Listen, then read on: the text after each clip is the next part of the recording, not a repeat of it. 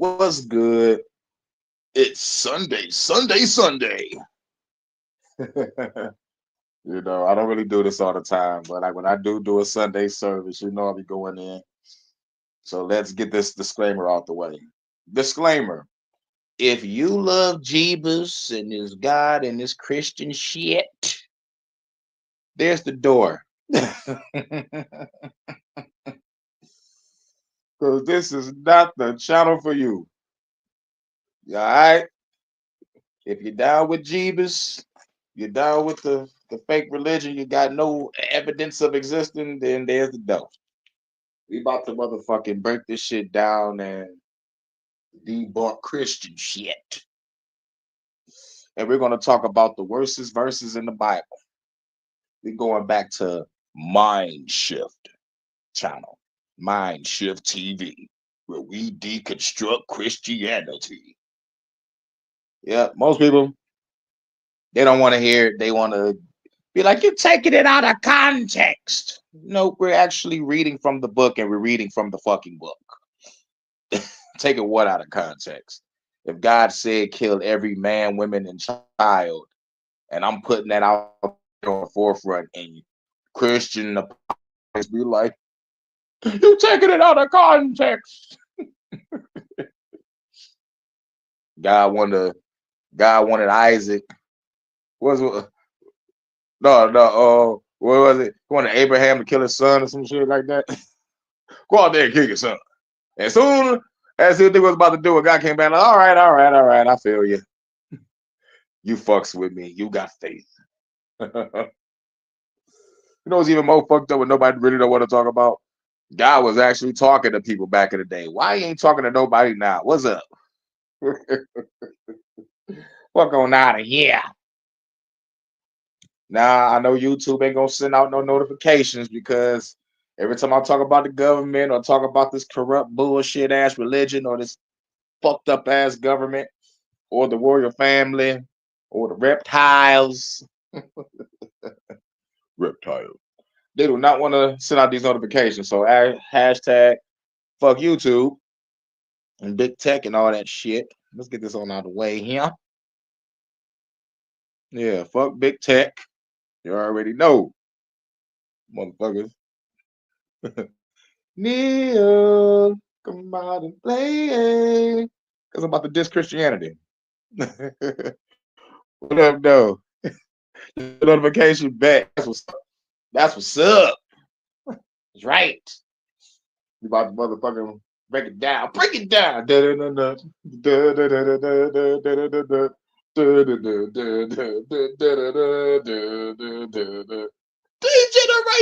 X in this motherfucker. But this is the motherfucking Hurykane Sunday night hood service. Because I'm a motherfucking hood. I keep everybody time. Just stay right to town. Hood. God damn it! Oh, please don't take the Lord's name in vain. Who cares? I can never win my bet because you stupid assholes don't give out platinum albums. But you spread the word of the Lord. You brought faith in Jesus. Oh, fuck Jesus! Huh? Lyric, I'm pretty sure you shouldn't say that word about Jesus. Yeah, you're gonna hurt the band. Who fucking cares, Token? I can never beat Kyle now. I'll say it again. Fuck Jesus!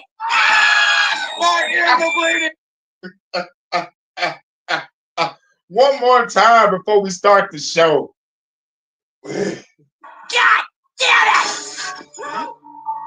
Oh, please don't take the Lord's name in vain. Who cares? I can never win my bet because you stupid assholes don't give out platinum albums. But you spread the word of the Lord. You brought faith in Jesus. Oh, fuck Jesus! Lyric, I'm pretty sure you shouldn't say that word about Jesus. Yeah, you're gonna hurt the band. Who fucking cares, Token? I can never beat Kyle now. I'll say it again. Fuck Jesus! All right. Now that we got that shit on out the way.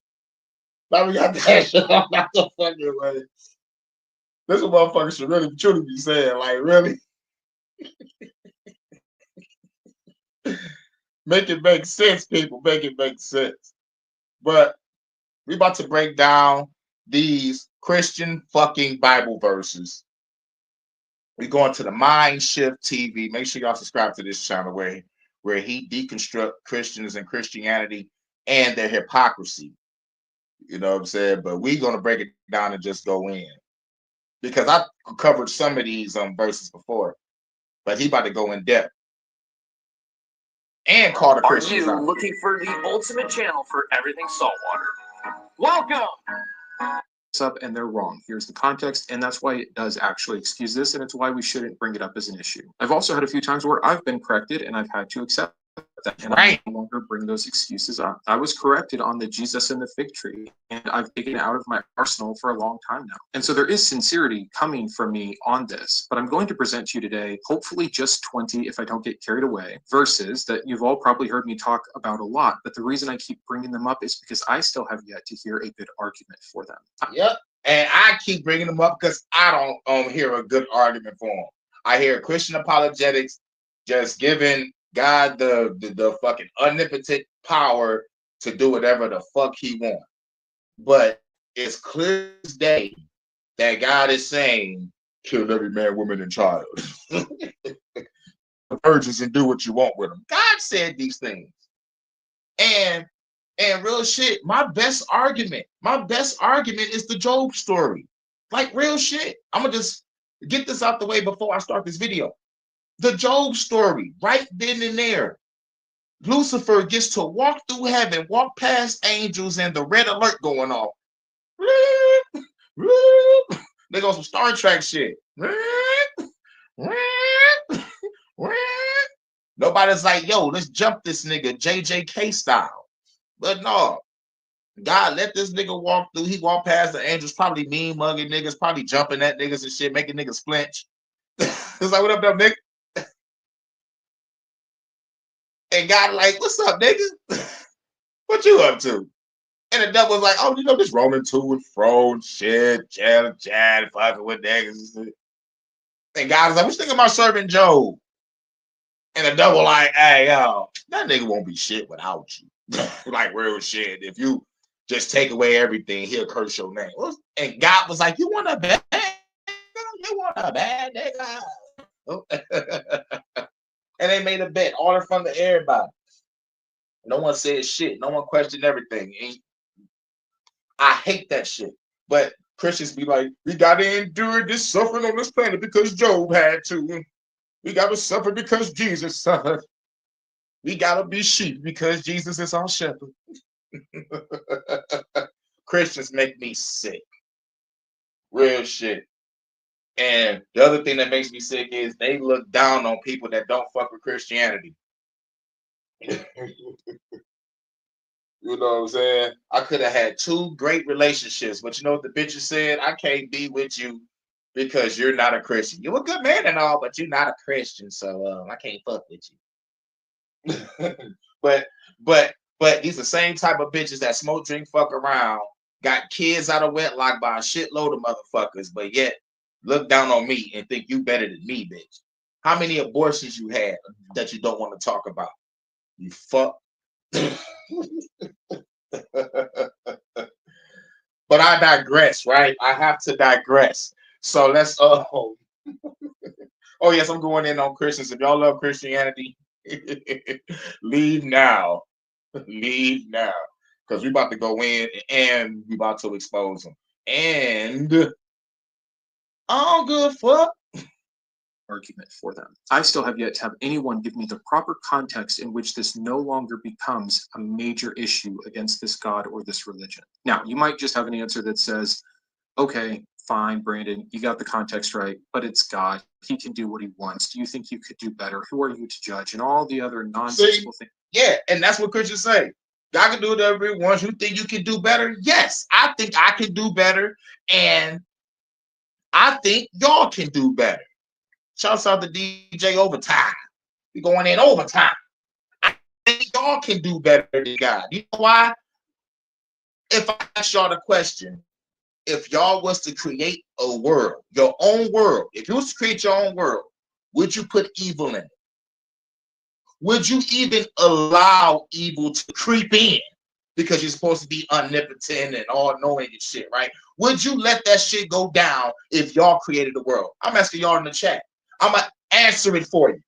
The answer is no, because we know how it feels to motherfucking experience pain and suffering, sadness and anger and depression and anxiety and all this fucking self-deletion thoughts and shit and pain and suffering. One of the four noble truths: life is suffering. That right there lets motherfuckers know. Like if I was over there, like in the Buddha land, and learning about the four noble truths, life is suffering, I would hear about Christianity and laugh. Like, what? Bitch, please. Fuck Jesus.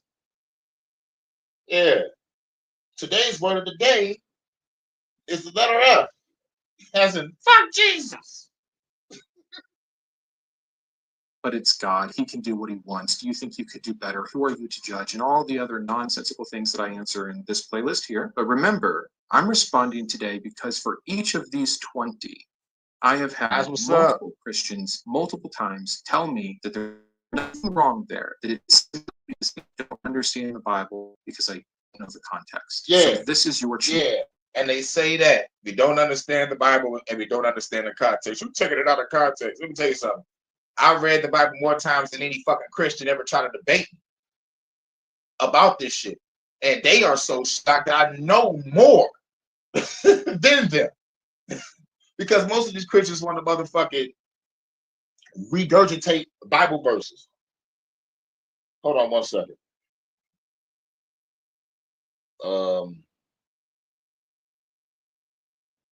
Let me do something real quick.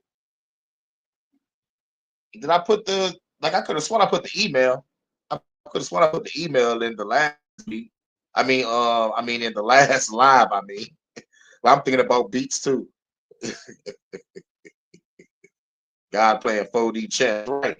God playing 4-dimensional chess and shit. But hold on, let me go to my other channel real quick and put the shit inside of the chat. I mean, you know, my email. I'll put my email in the chat.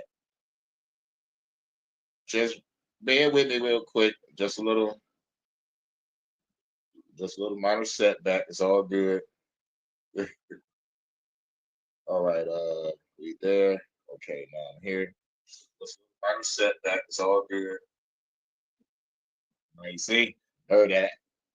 I had to go to my channel through the phone that I'm using the video on. So this is my email, bro.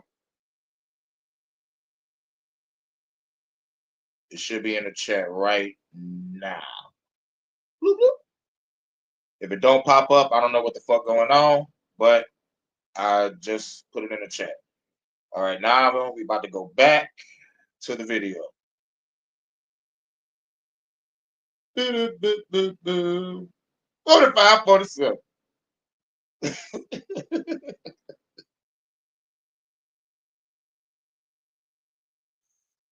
Shouts out to everybody coming through. Glad y'all came through. This is a Sunday night service. It's Sunday. Neo, come on and play. Where's my title?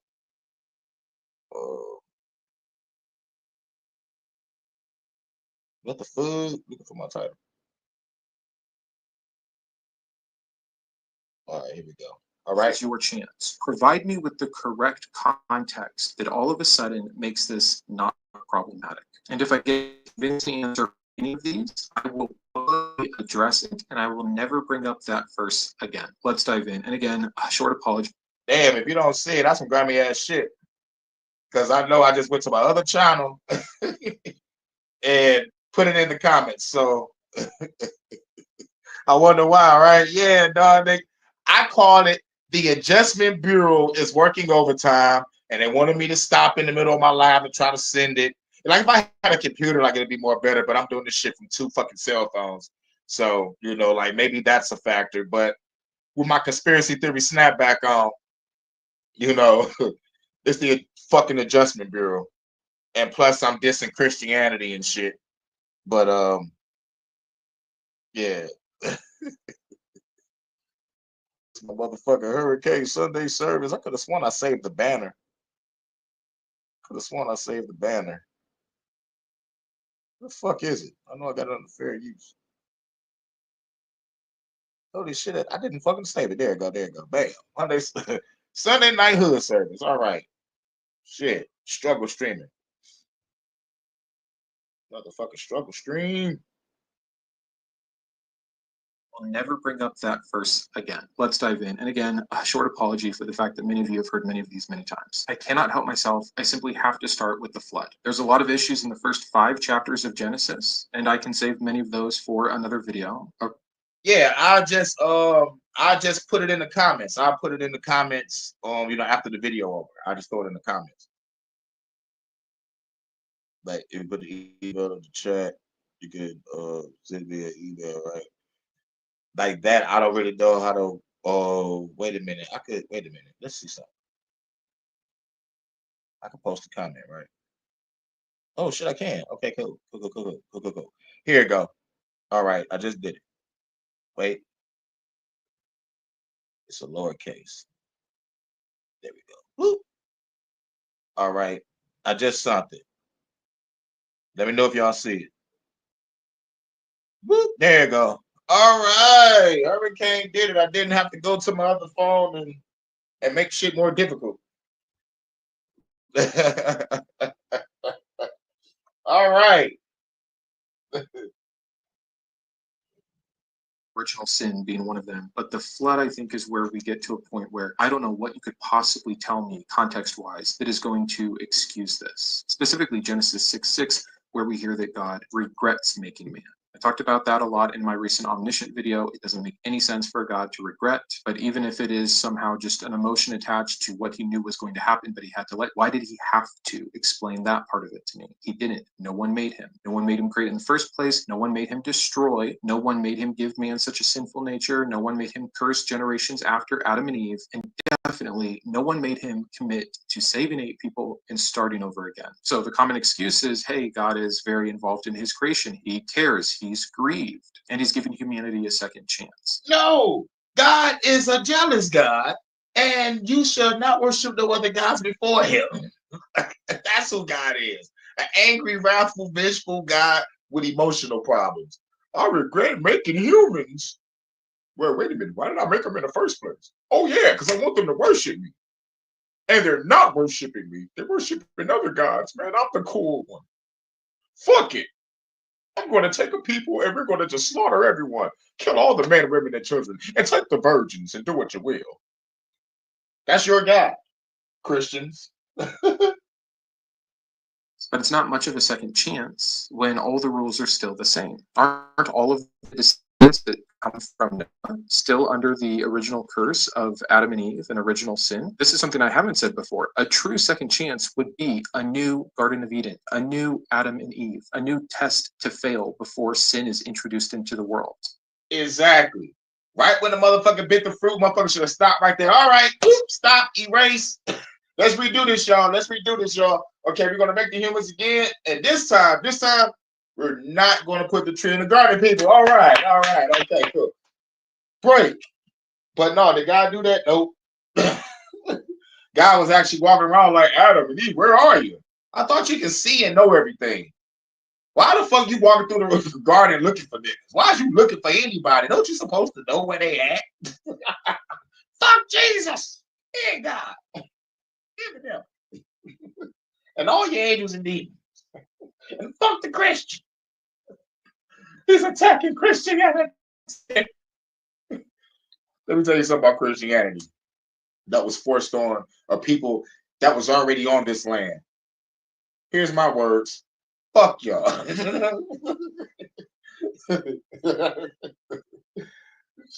nigga. I'm supposed to be worshiping Mother Nature and the stars and the planets or whatever. With another language and a name. But no. You know niggas about to start getting ready to thank God for Thanksgiving. And Saturnalia, which is Christmas. But I digress. Let's go. Before sin is introduced into the world. So no, that excuse doesn't work. and reading in context Salute. why God chose to destroy these people and why he saved this family of 8, and the fact that he regretted it, I simply see Me it as too. inexcusable unless the outcome had been. Yep. My mama said, if you don't get baptized, I'm gonna beat your ass. Yep. That's my mama said, her exact fucking words. Yep. I was forced in it too. I know how it is. And I ask these questions. They scared to answer. There's like, if you wasn't raised in church, would you be even thinking about God or devil or Jesus? And I answer for them. The answer will be no. But you will find out on your own by seeing churches all through your neighborhood. Or if you're in the hood, you're like, why is a church and liquor store in every corner? And then your parents will have no choice but to tell you the truth. Oh yeah, this is shit to brainwash niggas into being stupid motherfuckers. Different. If after the flood and we started over and we go through God's first genocide of many, everyone was righteous and turned towards the Lord, I would say, okay, at least it worked out. At least it made sense. At least maybe you could make an argument of the ends justifying the means, but it didn't. If anything, you could argue that things are worse because how many more people are on the earth that are so supposedly wicked and evil and deserving of hell and will go to hell? So what context am I missing there in the claim about unfairness and immorality of God? Next, let's move on to Lot and his daughters. Let me read this particular verse to you. And plus, I'm glad you said that because parents think this shit is cool. Parents think this shit is cool because this how God is. I'm gonna beat you into obeying. And this how it was in slavery. Don't want to break it up, but shit. Beat you into going to church, beat you into loving this fake ass fucking God. Because it was beaten into you and it was beaten to your parents and your parents' parents and your parents' parents.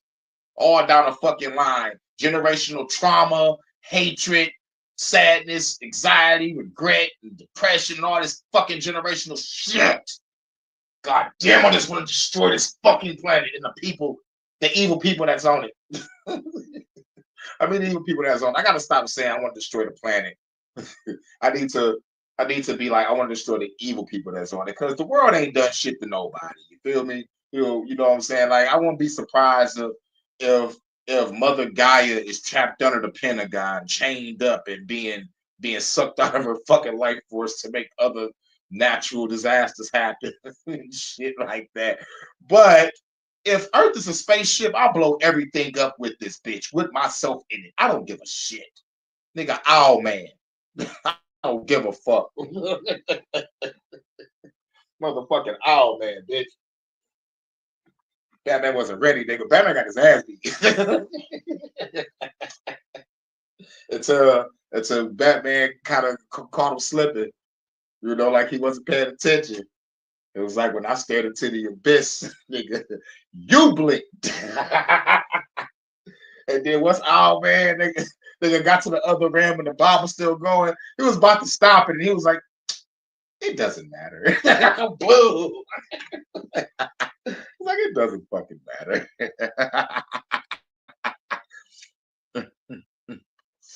Yeah. Bang.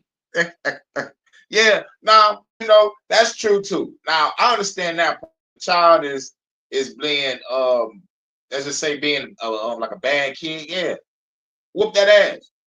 But in ancient times, once a child was bad and it was too bad, guess what they did back in the day? Nigga, they took their kid out in front of everybody and stoned them. Now, I bet you wonder, holy shit, that's some brutal shit. But I understand why. I even understand the brutality behind it, but I also understand the traditional part of it. The traditional part of it is, for example, the oldest son. You got to pass your heritage and your family shit all down to him, and he got to take care of the family. He got to take care of business, including his own. You know what I'm saying? You know, like family was a real good tradition. But if the oldest son shows that he's not, let's just say, capable enough to actually being a good fucking kid, you're not going to be a good fucking adult. So I'm not going to fucking risk losing my heritage or giving my heritage to a disobedient son. So stone his ass. Sharia law. I used to scream, why? Why? Oh, why? Oh. Anthony Hamilton. Anyway, it's like, why would they? Yeah. Because we love you. Yeah, right. Damn, they don't stone kids no more. Anyone get room? Yep, Ritalin and church. Yep, fucking Ritalin. Damn, nigga, I ain't hear Ritalin since the fucking 90s. And y'all probably didn't hear Ritalin since the 80s or the 70s and shit. Genesis 19:8. Look, I have 2 daughters who have never slept with a man. Let me bring them out to you, and you can do with them what you like. So my oh yeah. Y'all remember that verse? That was the verse where Lot tried to give up his daughters to the angry mob that was outside that was trying to fucking P. Diddy-fy the angels. Lot was like, hey, you don't gotta fuck with these dudes. You can smash my daughters. They haven't even been touched. That right there is bad. That right there is evil. That is fucking straight evil. Nigga, you tried to give your virgin daughters to the mob. You know what the mob said? The mob was like, nigga, I don't want those fucking ass daughters. We want to fuck those angels. Not only you a fruitcake, you a divine fruitcake, my nigga. I'm about to give you my daughters. I don't want your daughter, nigga. And that was in Genesis, nigga. And these Christians want to just look over it. Some Christians haven't, like I said, majority of Christians haven't even read their Bible front to back. But we're gonna motherfucking dive in the worstest fucking verses in the fucking Bible. Shut up, low key. Hey yo, low key, I saw your video earlier about Fallen. Real shit. Fallen should be a movie to study. That is a great fucking movie to study. Real shit. And you made me think about like doing character analysis videos. Like, as a matter of fact, I think you will pull it off better than me. Because you know me, I'm a rant. I'm gonna go in. I'm gonna make jokes. I'm gonna laugh like a motherfucker. But I think you can do a great character analysis video. I might do one. I'm gonna try, like I see if I can do it. But if I'm not digging, I ain't gonna keep going. I think I do better analysis on movies and TV shows, but a character analysis, I gotta really dive into that, because like now we're talking about psychology, behavioral analysis and shit, but I think I can do it. I'm 80% confident that I can.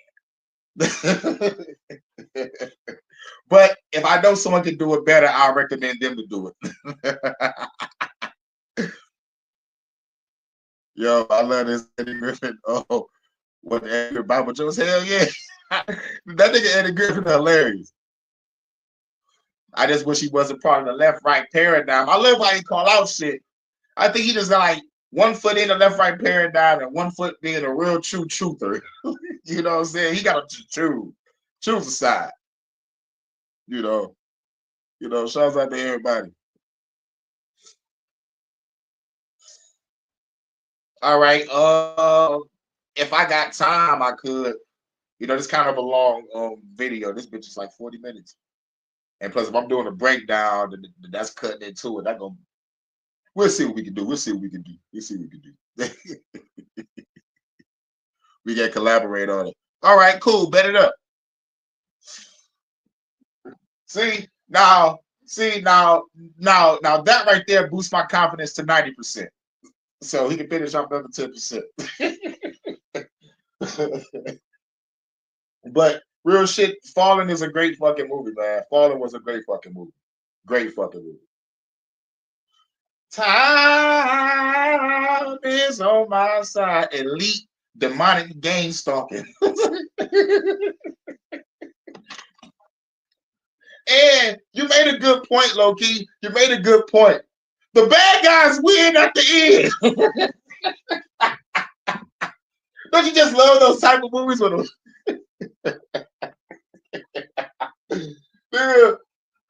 You expected Denzel to get out this bitch scot-free, butt bloody, fucked up, but you expect him to survive. Nah, nigga. Beware my wrath. Hey, bitch, you threatened me? Nigga, you threatened me. Nigga said, beware my wrath, nigga. They made that nigga look crazy. Like, what the fuck are you talking about? Nigga, you was just singing that song, my nigga. No, the fuck I wasn't. I don't know what the fuck you talking about. And they got my nigga Fred Flintstone in the shit too. Paula was dope for sure. Creepy though. Yeah. One of Denzel's best works. Fallen, Malcolm X, Glory. Nigga, what was that movie? It was a military movie where they was investigating the murder of a motherfucking nigga on base. I forgot what it was, but like Denzel was the murderer. Denzel was the killer. but he tried to make it look like it was some racist shit going on. And dog, it was a good fucking movie. What? A soldier story. That's what it is. A soldier story. Dude, check that fucking movie out. Nigga, check that fucking movie out. Soldier Story was the shit. It was funny nigga that stood up to his commanding officer. And that motherfucker got prospered. It was like, shit, how the fuck this nigga did this high rank and this nigga didn't like that? It's like, nah, nigga, he hated that motherfucker. Oh, drill sergeant. He hated that nigga. I think it was called Soldier Story. Not sure. Pitch Black is a good movie too. The Bad Guy Wiz, yep.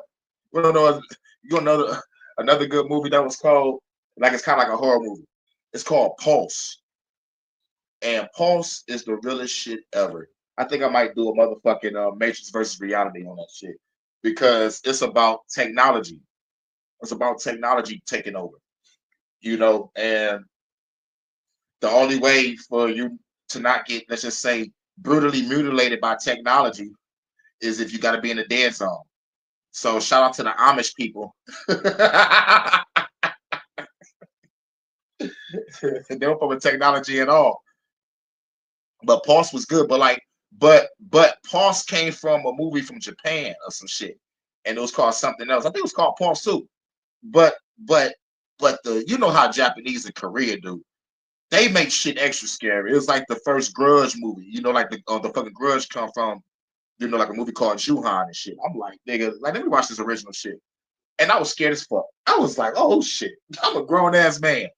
I'm a grown ass man. Nigga, I was mad at myself after I seen that shit. Like, oh my fucking god, I just got scared.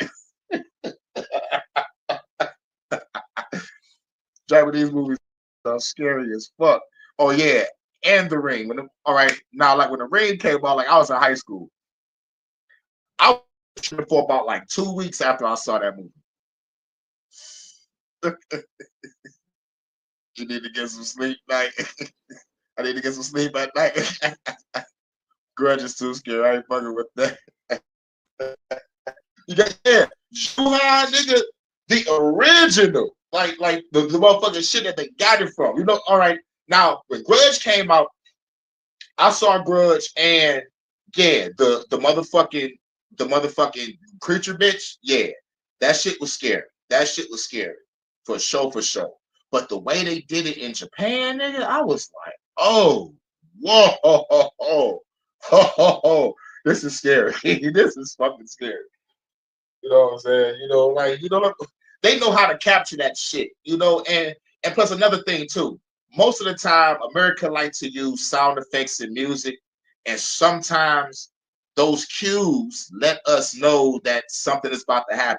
With Japan, it can be sheer silence, and all you see is a bitch just looking crazy, and she's just looking both ways. Nothing is going on, no music, no silence. This bitch is just looking around, afraid. Like that right there is scary enough. You in a motherfucking. The room don't even have to be dark. It could be bright as fuck, but it just chick just standing there, no sound, and she's just looking around like there's something in the room with her. It's just that feeling right there. I'm like, that's what I'm talking about. That's how you capture.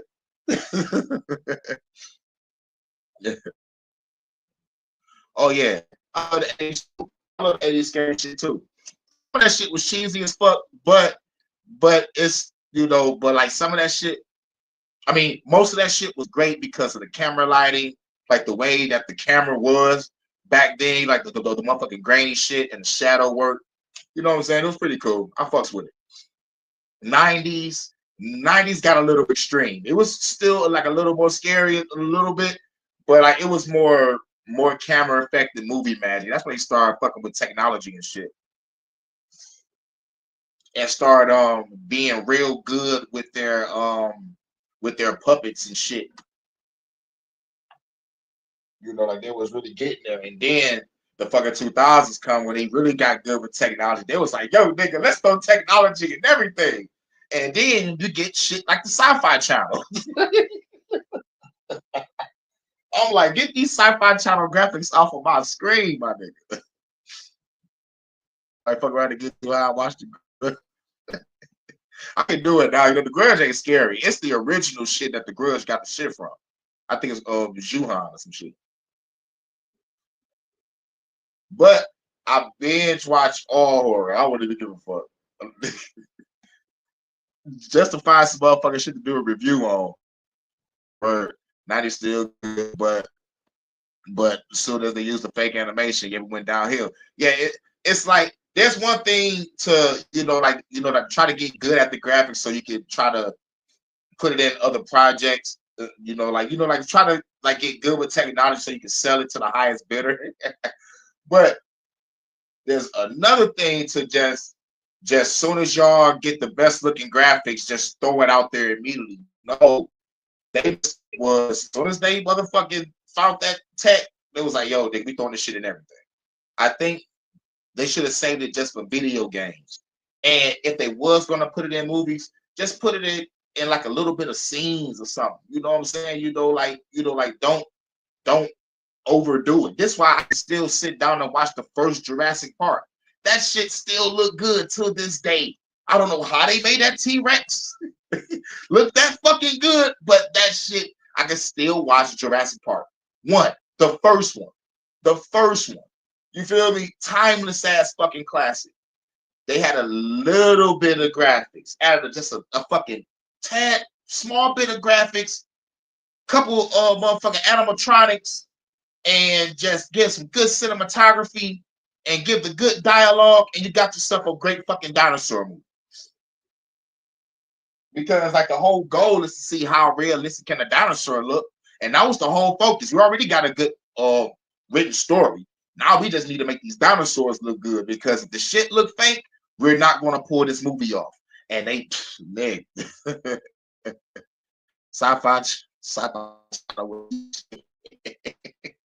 I watch Sci-Fi Channel only for when they do the late night anime. But some of those movies was fun. Sharknado. I was like, Vivica Fox, this where you at? No wonder you ain't doing movies. Your bitch ass is over here. Most of the dinosaurs are puppet and robots. Yeah. So they look real as hell. Yeah, you feel me? Yep. When I was young, I thought by now they would have a real Jurassic Park somewhere. They do. They got it at Disney World. Yes, the motherfucking Jurassic Park ride. They got the motherfucking animatronics. They got the roller coaster shit. Like I think they got a 3D area. I think it's over there next to the Terminator motherfucking shit. Like if they still got it. But let me get back to this shit. Man, I'm bullshitting. I'm fucking bullshit like a motherfucker. It's supposed to be the Sunday night service.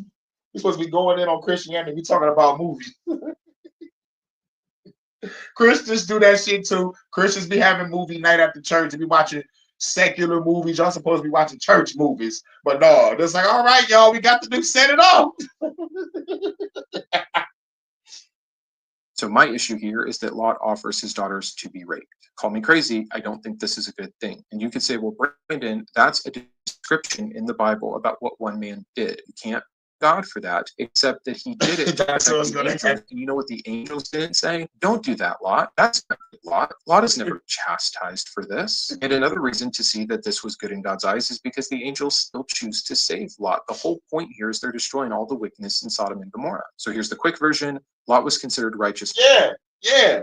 We are trying to save you from what God is about to do. Because everybody in this town is wicked. But what Lot was just about to do was wicked. Giving up the daughters to be brutally face plastered by a mob. But the people turned them down. They're like, no, nigga, we wanna get those angels. I like you, he likes you, and I want you, he wants you.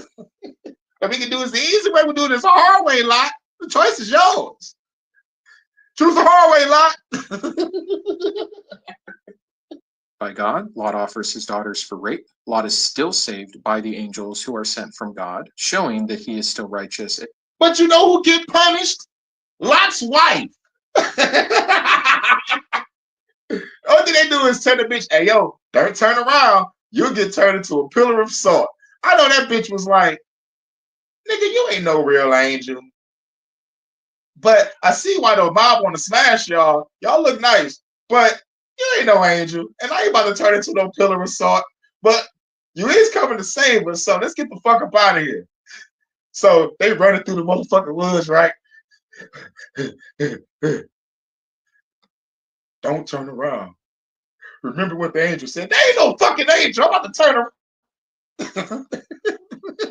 Lot's wife turned around and turned to a pillar of Morton seasoning salt. That bitch had the cap on it and everything. Not deserving to be destroyed like all the other terrible people. Children, they need to die. A father who gives up his own daughters, nah, he's good. But kills wife on the way out because she looked back. Oh, and then we'll bless his line after he gets raped by his daughters. No. Yep, that checks out. Some of these will be quicker with because I have other videos dedicated to them, but my third one comes to us from Exodus 12, 29 through 30. Essentially, this is the story about the 10th plague. All the plagues are dramatic, but when we get into murdering the firstborn. Yeah, the 10th plague is the worst one because, like, that's when God really just said, the last plague, y'all, you about to go kill some kids, y'all. All the firstborns, all right? Do it. Do it. I said Jerome. Nigga, Jerome's in the house. Why?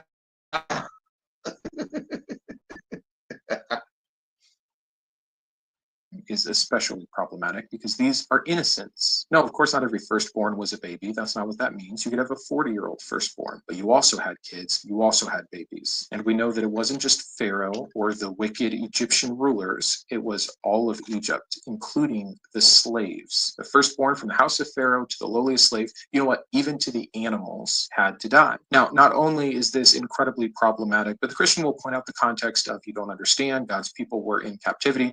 Wait a second. Like, you don't understand. God people was in captivity. Well, God killed those captivity people also because he didn't have the blood on their fucking door. Man, God ain't shit, bro. God is catching these hands. God is catching these hands. Fuck Jesus.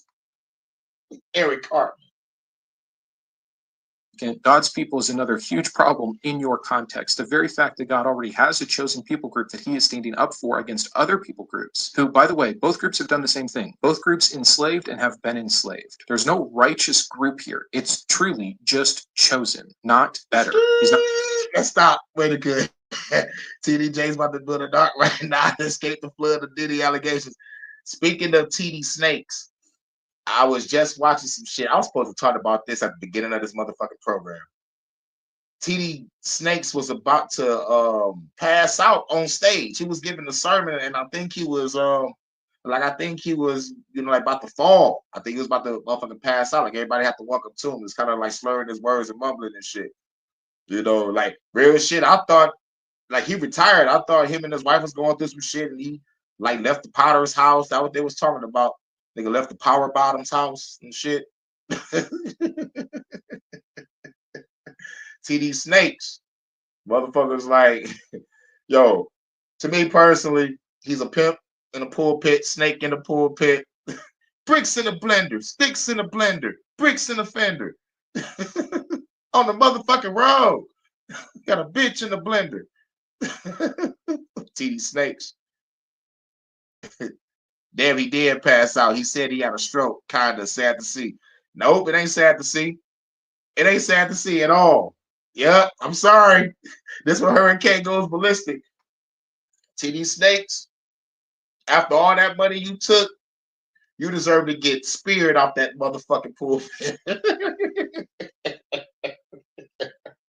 While he was going through that stroke. I don't give a fuck. He was supposed to crack his head like DL did. I wanted that nigga fall like Humpty Dumpty. Humpty Dumpty sat on the wall. see, I show no sympathy for these type of people. You know what I'm saying? That congregation paid for that nigga whole lifestyle. And did he? Better. He's not standing up for the little guy or the most moral. He picked a side, and despite their behavior, he acted unjustly to protect them, just so he could, curse and kill them himself later on. So that part of the context is already a bit absurd. But it gets worse when you see that God is the one hardening Pharaoh's heart to even get all the way to a 10th plague. Pharaoh wanted to give up. Yeah, that shit too. I always bring that up. Why did God hearken Pharaoh's heart? Why? Why do you hearken Pharaoh's heart? Why do you tell Moses the whole game plan and boast about it? Like, yo, I'm gonna put the shit on Pharaoh's heart. He gonna motherfucker do some shit. You gonna do some shit. Playing 4-dimensional chess and shit. Playing both sides of the goddamn field. Fuck God, dog. I'm gonna motherfucking beat that nigga head in.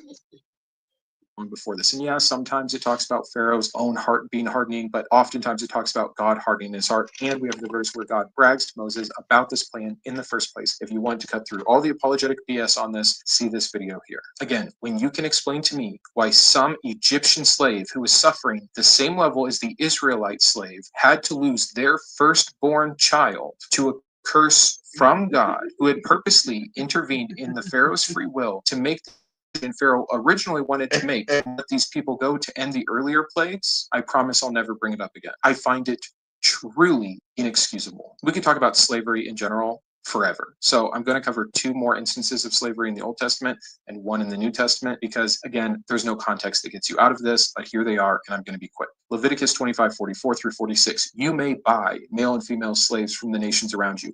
You can bequeath them to your children as inherited property. That's lifelong chattel slavery, an endorsement from God. Explicit lifelong slavery by God. And you wonder why we have slaves in this bitch. Well, to me personally, we got more slaves now than ever recorded in history, believe it or not. Ain't nobody gonna believe me. But believe it or not, retract. Permission. I don't care if there's verses about how you can't kidnap a man. God's not saying to kidnap. He's saying straight up buy them. Someone else already did the dirty work of capturing them, or they got themselves into this mess because of the debt society or whatever other thing you want to understand about the context of the day. It doesn't matter. God is saying these slaves already exist. They're in these other nations. You can't buy them from among you, but you can buy them from them. Not you need to go free them. Not this isn't right. Not your neighbor is sinning, but don't partake yourself. No, you may go and buy them, and guess what? They're property, and guess what? It's forever. I've heard every single apologetic that has ever and can ever be made about it, and every single one fails. So let's hear it. What is the context that fixes this? And the next one I'm going to bring up before you can jump to it and say, oh, there wasn't chattel slavery, it was all indentured servitude. You simply don't know your Bible. The indentured servitude. Right. It's like you definitely don't know your Bible. That was indentured servitude. Talking about. It comes to us from Exodus 21:2-6. If you buy a Hebrew servant, he is to serve you for 6 years, but in the 7th year he shall go free without paying anything. If he comes alone, he is to go free alone. But if he has a wife when he comes, she is to go with him. If his master gives him a wife and she bears him sons or daughters, the woman and her children shall belong to her master, and only the man shall go free. So there is your difference. That is the Israelite indentured servant instead of slave. You have found a way to accept that and excuse it as part of the time and better than they starved to death. And this is no different than our modern prison system and everything else that is a complete false analogy. But the one thing you can't get away from in that verse is that if he is married during his time as a servant and has children during that time, the woman and the children become slaves for life to the master. They shall never go free. The indentured servitude laws protect only men. And once again, we have an example where you can become a slave or get a slave without kidnapping being involved. Just help your indentured servant get married. Then when he has a kid, you get to keep the wife and the kid. Oh, but there is an exception if you keep reading. The man, if he wants to be with his wife and kids, can choose to become a slave for life. He pierces his ear, it's this whole thing, and now the master gets to keep them all. So I'm well aware of the debt economy of the day. I'm well aware of the Israelite rule versus the foreigner rule. I understand all of this context background, but I'm still reading about people being owned as property forever. What am I missing? Let's jump to two examples from Numbers, and then we'll do two from Dut, and then we'll move on past the Torah. But a lot happens in the Torah. We'll do a few other Old Testament verses, like from Kings and Samuel, and getting into Isaiah, Job, and then we will jump forward to the New Testament. Numbers 5:11 through 31. If a woman has made herself impure and is unfaithful to her husband, her abdomen will swell and her womb will miscarry. This was the ritualistic test. What the fuck? Like, goddamn, nigga, God ain't shit. That's what make a bitch want to beat God ass. What's good? What's good? What's good? Man, nigga, it was like, nigga, your fucking belly would burst, you would miscarry. Goddamn. God is wild out on this shit. That not only would prove if the woman was actually unfaithful, but would punish her by making her barren and or to miscarry should the curse reveal her actual actions. You can get all the additional context here in this video. I also cover a lot of the typical apologetic excuses. The biggest thing that I've seen the Christian argue for here is, well, it's not for sure that it would cause a miscarriage. I think that it is. But even if, best case scenario, the punishment for a woman who has been unfaithful is to be barren forever, let alone all of the trauma of going to the priest, having to drink this potion, which was essentially just an abortion mix that did Lord knows what to her reproductive system, if this was even true at all. But as it's God said, drink this cyanide smoothie.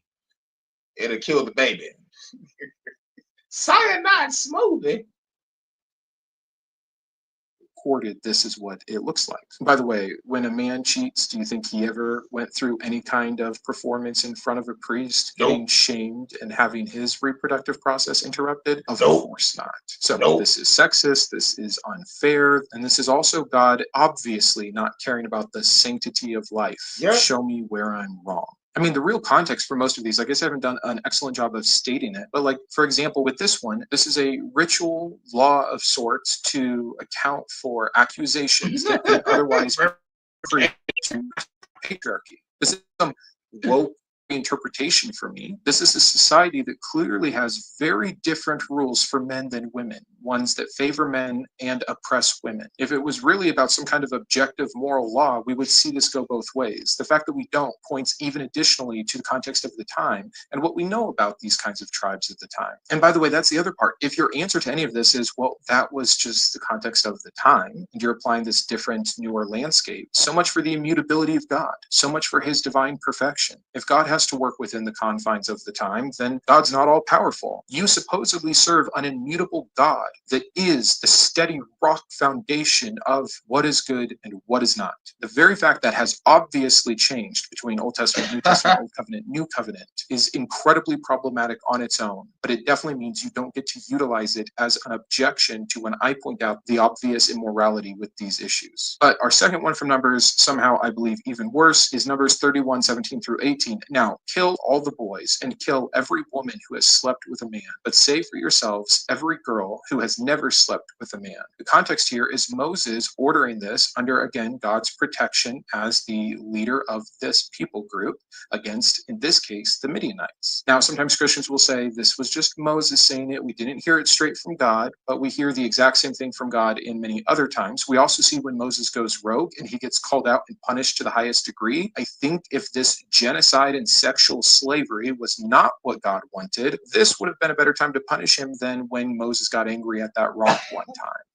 Contextually, it is apparent that God approves of this. There's other verses where God himself is demanding a portion of the spoils of war. And the spoils that are being talked about are the people and the animal, mentioned in the same sentence like that, to be divvied up amongst the men as booty. But the reason I like to point this one out addition to the ones that just talk about the genocide, is because it is so specific. Save for yourselves every girl who has never slept with a man. So you are killing 14-year-old brides that had already been married. You are killing grandmothers. You are killing grandfathers. You are killing little boys, babies, 5-year-olds, 8-year-olds, 12-year-olds. Obviously, you've killed all the fighting men. That would be the one thing that would be potentially excusable. But that 12-year-old that hadn't had a chance to be known yet in the biblical sense, or the 7-year-old, or the 3-year-old, these are the prizes for the men. And why do you think it was important that they were virgins? It's because they're sex slaves now, and they're worth more intact, enough to at least be spared, not treated well. Well, Brandon, later on we find out some of them were made wives. Oh, I just read a story not too long ago about a case of someone that abducted a young girl and forced her to marry him and then continued to rape her. All good? I didn't think so. And neither is this. Again, what context makes the original genocide okay? I'm sure you'll try to tell me something about the Midianites' God demanding child sacrifices. So what? You killed all the children? Every excuse I've ever heard for however you want to try to recontextualize this fails so utterly by what the Israelites themselves go on to do in all of these situations blessed by God. These people are so wicked they're killing all the children, so we need to go and kill all their children. Okay, perfect logic. Let's move into Dut. And just sticking with the same theme of genocide instead of just sexual slavery, Dut 7:2, when the Lord God has delivered them over to you, you must destroy them totally. Make no treaty with them and show them no mercy. Now the context here is that God doesn't want the Israelites to adopt pagan rituals or worship other gods. Not false gods, mind you, other gods. Sometimes it's false gods, sometimes it's idols, sometimes it's other gods. And if you understand the Canaanite pantheon that was going on at this time, the one that Yahweh himself is from, you'll understand the polytheistic nature of the belief of the Israelites at this time, before it really converts at the crossroads of the Babylonian captivity, where things start getting redacted a little bit into more of a monotheistic belief system, because of outside influence, by the way. So yeah, we don't want the incorrect God belief and worship of these other gods infiltrating us. So instead of just, I don't know, telling our people to worship the one true God, like we already have in the 10 Commandments, or giving them reason to only believe in one God, will help them genocide essentially anyone and everyone else who believes or thinks differently than them, so that that option is off the table, I guess. For a God of peace, love, justice, and mercy, who is specifically saying offer no peace, love, justice, or mercy, I find this incredibly hypocritical and immoral. If we move on to 21:18 through 21, if someone has a stubborn and rebellious son, all of the men of his town are to stone him to death. So here the issue, of course, is killing children for disobedience or being stubborn. You know. I just talked about that earlier. Child want to be disobedient, knowing I gotta pass my motherfucking inheritance down to you and shit. You wouldn't want to fuck that up. Okay. Drag them out in front of the whole fucking town square, in front of friends, family, and onlookers. Hey, look what I'm about to do to this disobedient fucker right here. Yay! Stone this motherfucker.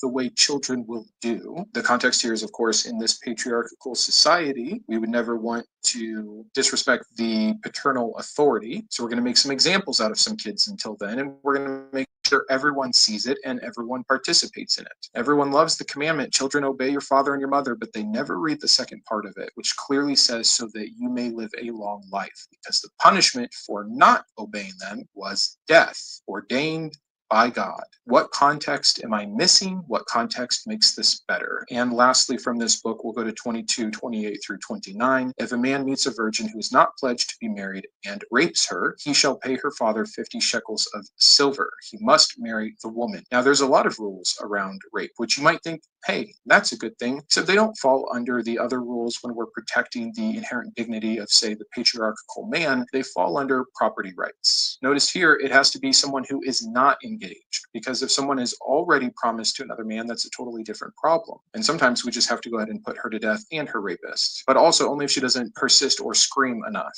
And we could talk about all of those problems, but here the problem is very obvious. This was not a slight amongst the woman. Rape is not the issue here. It is the defiling of of the man's property. Once again, the correct context to understand this in is the patriarchal society of the day, and the father here owns the daughter. He can sell her into slavery or into marriage, and to take away what made her valuable, her virginity, means that he would need to be compensated. And since he wouldn't be able to get money for her or get rid of her afterwards, an additional punishment was that the man would have to marry her. Can you imagine for 1 second if in our modern day law, when someone raped someone, we just made them pay a fine and then forced the woman to marry her rapist? And yet this is what the perfect, unchanging God of the Bible does. And just Yeah, that right there just sounds horrible.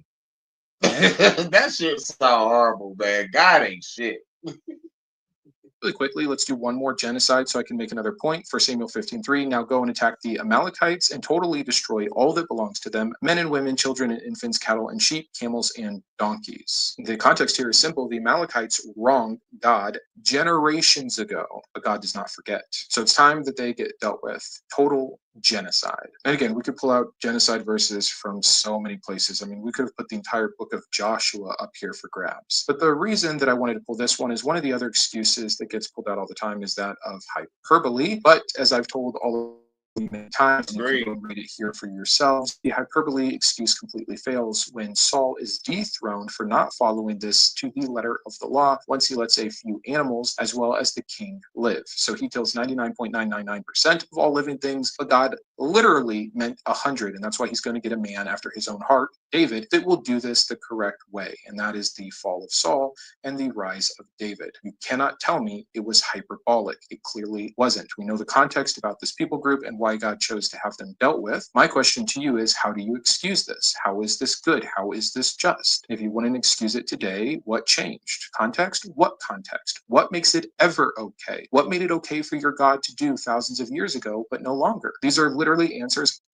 I can't answer that, by the way, and maybe I haven't made this abundantly clear, I wanted to answer. It took me a good half decade to fully deconstruct and deconvert. All along, I was dealing with these very issues. These aren't gotcha questions to believers. These are the very things I could no longer justify when I was willing to take a real, honest look. But let's hear it. I'm going to give you a three-peat because I think these three, though all very similar and ones that I've probably talked about more than anything else, are so completely unjustifiable that I have to include them. But I also need to do it quickly because of how much I've covered them. First, you have God killing 70,000 men because David sinned. He did a census when he wasn't supposed to, and based off two different books who give two different accounts, one time it is God who is tempting him to do the census, another time it is the devil. So we have a pure contradiction. Either way, we have a complete problem in whichever one of these you choose, and then we have a totally unjust punishment. David's life is never at stake in any of these three punishments that David is about to go through. David gets to choose, by the way, from three punishments in this particular situation, and he chooses the one that will affect him the least, and 70,000 people in Israel die. And actually, God has to relent a little bit. The angel is getting bloodthirsty and is about to destroy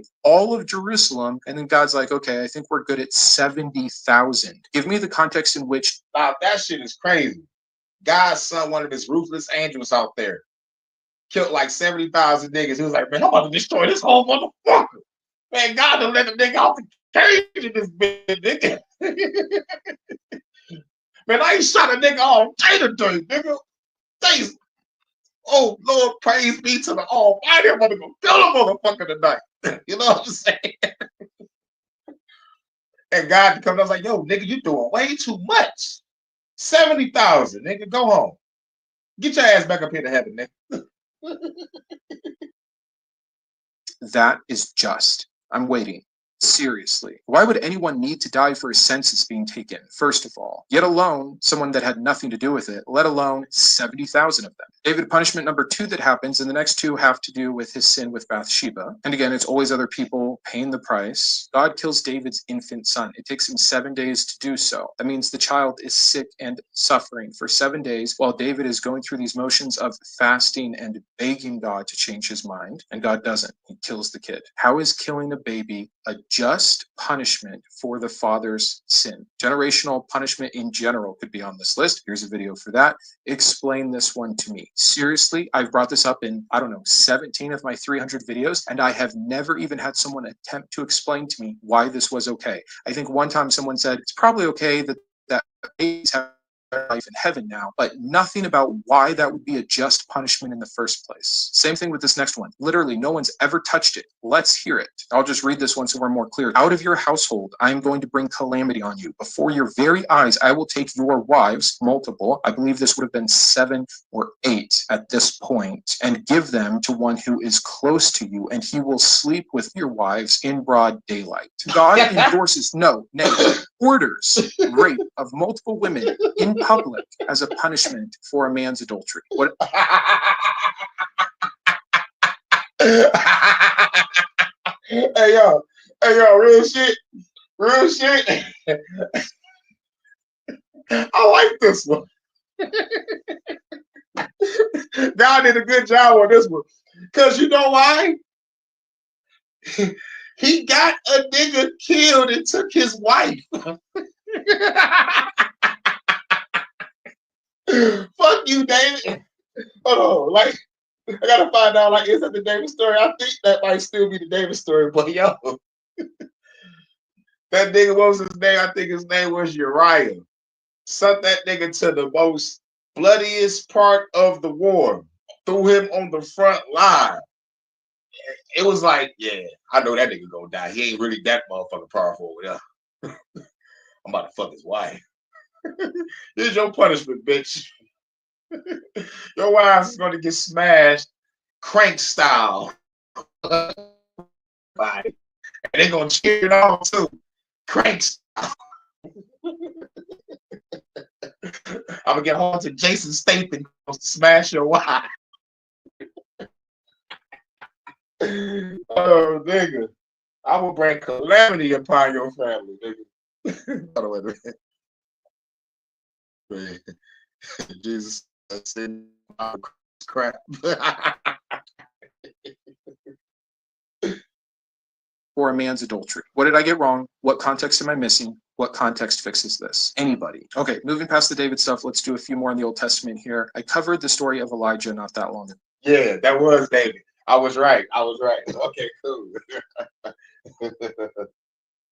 And just one of the problematic parts of that is after God answers the test of proving himself to the prophets of Baal, Elijah takes them to the river and slaughters them. And again, we hear nothing from God. And with the anointing that was on Elijah, there's no reason to believe that God wasn't in favor of this. In fact, right after this, Elijah goes on the run and God is whispering in his ear, comforting, literally is sending an angel to actually bake him cakes to nourish him. Does that sound like God is upset about the actions of the 450 slaughtered? I don't think so. And then after that, he goes on to give Elijah the power to just kill 50 messengers at a time with fire from heaven a few times in a row. Explain that. Either one. Take your pick. Man, this nigga doing Final Fantasy special attacks and shit. What the fuck? God ain't shit. Make it make sense. Now, call me old-fashioned. I guess that I'm really kind of harping on all the baby death and forced rape, but we see both of that in Isaiah 13:16. Their infants will be dashed to pieces before their eyes, their houses will be looted, and their wives violated. Now, to be fair, this is a prophecy of judgment against Babylon. Now, we have some problems with the very fact that a lot of God's prophecies are conditional on what the people do. But if it goes a certain way, what is God absolutely okay with, whether it actually happens or not? These things. And since we've seen him do these things on his own punishment, like the 2 examples I just gave you from David, we have no reason to not believe this or to think that it's exaggeratory or hyperbolic. My favorite one that people love to scream context at me is all the times that we will bring up Isaiah 45:7, where God says that he creates evil. Well, Brandon, if you actually understand what was calamity, and at that time in the Hebrew, what calamity meant, and yada, yada, yada, yada, and no, you're wrong. You're just wrong. Here's a video where I go through the Hebrew. We look at other verses that use the same Hebrew in the same way, as if you even need any of this to say that an all-powerful God who created something when no one made him and had all the foreknowledge and all the power, and we have a world with evil in it, didn't create evil. You don't get to say that. Of course he created evil. You can't say your God is the creator of everything. But it doesn't work. Of course he's the creator of evil. Of course that's what this verse means. Try to tell me your God, who was there outside of time and creation, the beginning and the end, the omnipotent, somehow created perfection and evil crept in. Explain how that makes sense. And let's end the Old Testament with Right. You know everything you all know ain't nothing different. How the fuck evil creep in, nigga? But if you read your Bible, it clearly said, "I am the author of good and evil." I forgot which part of the book it said it, but I don't remember. But he's the author of good and evil. So he made this shit and evil crept in up. And plus, I look at it from a common sense standpoint. You are God and these are angels. How can one of your angels be almost, if not just as powerful as you?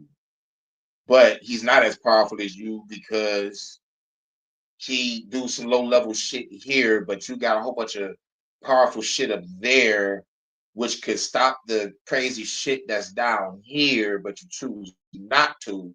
You let some punk ass fallen fucking angel with 2 or 3 different transformations. He can shapeshift into humans and snakes and dragons and shit. You could just do a God smite on this nigga with a unibeam from heaven and end all this shit. Or you could just flood this bitch again.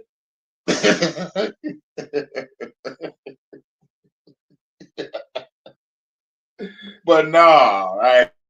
You just man, fuck God, dog.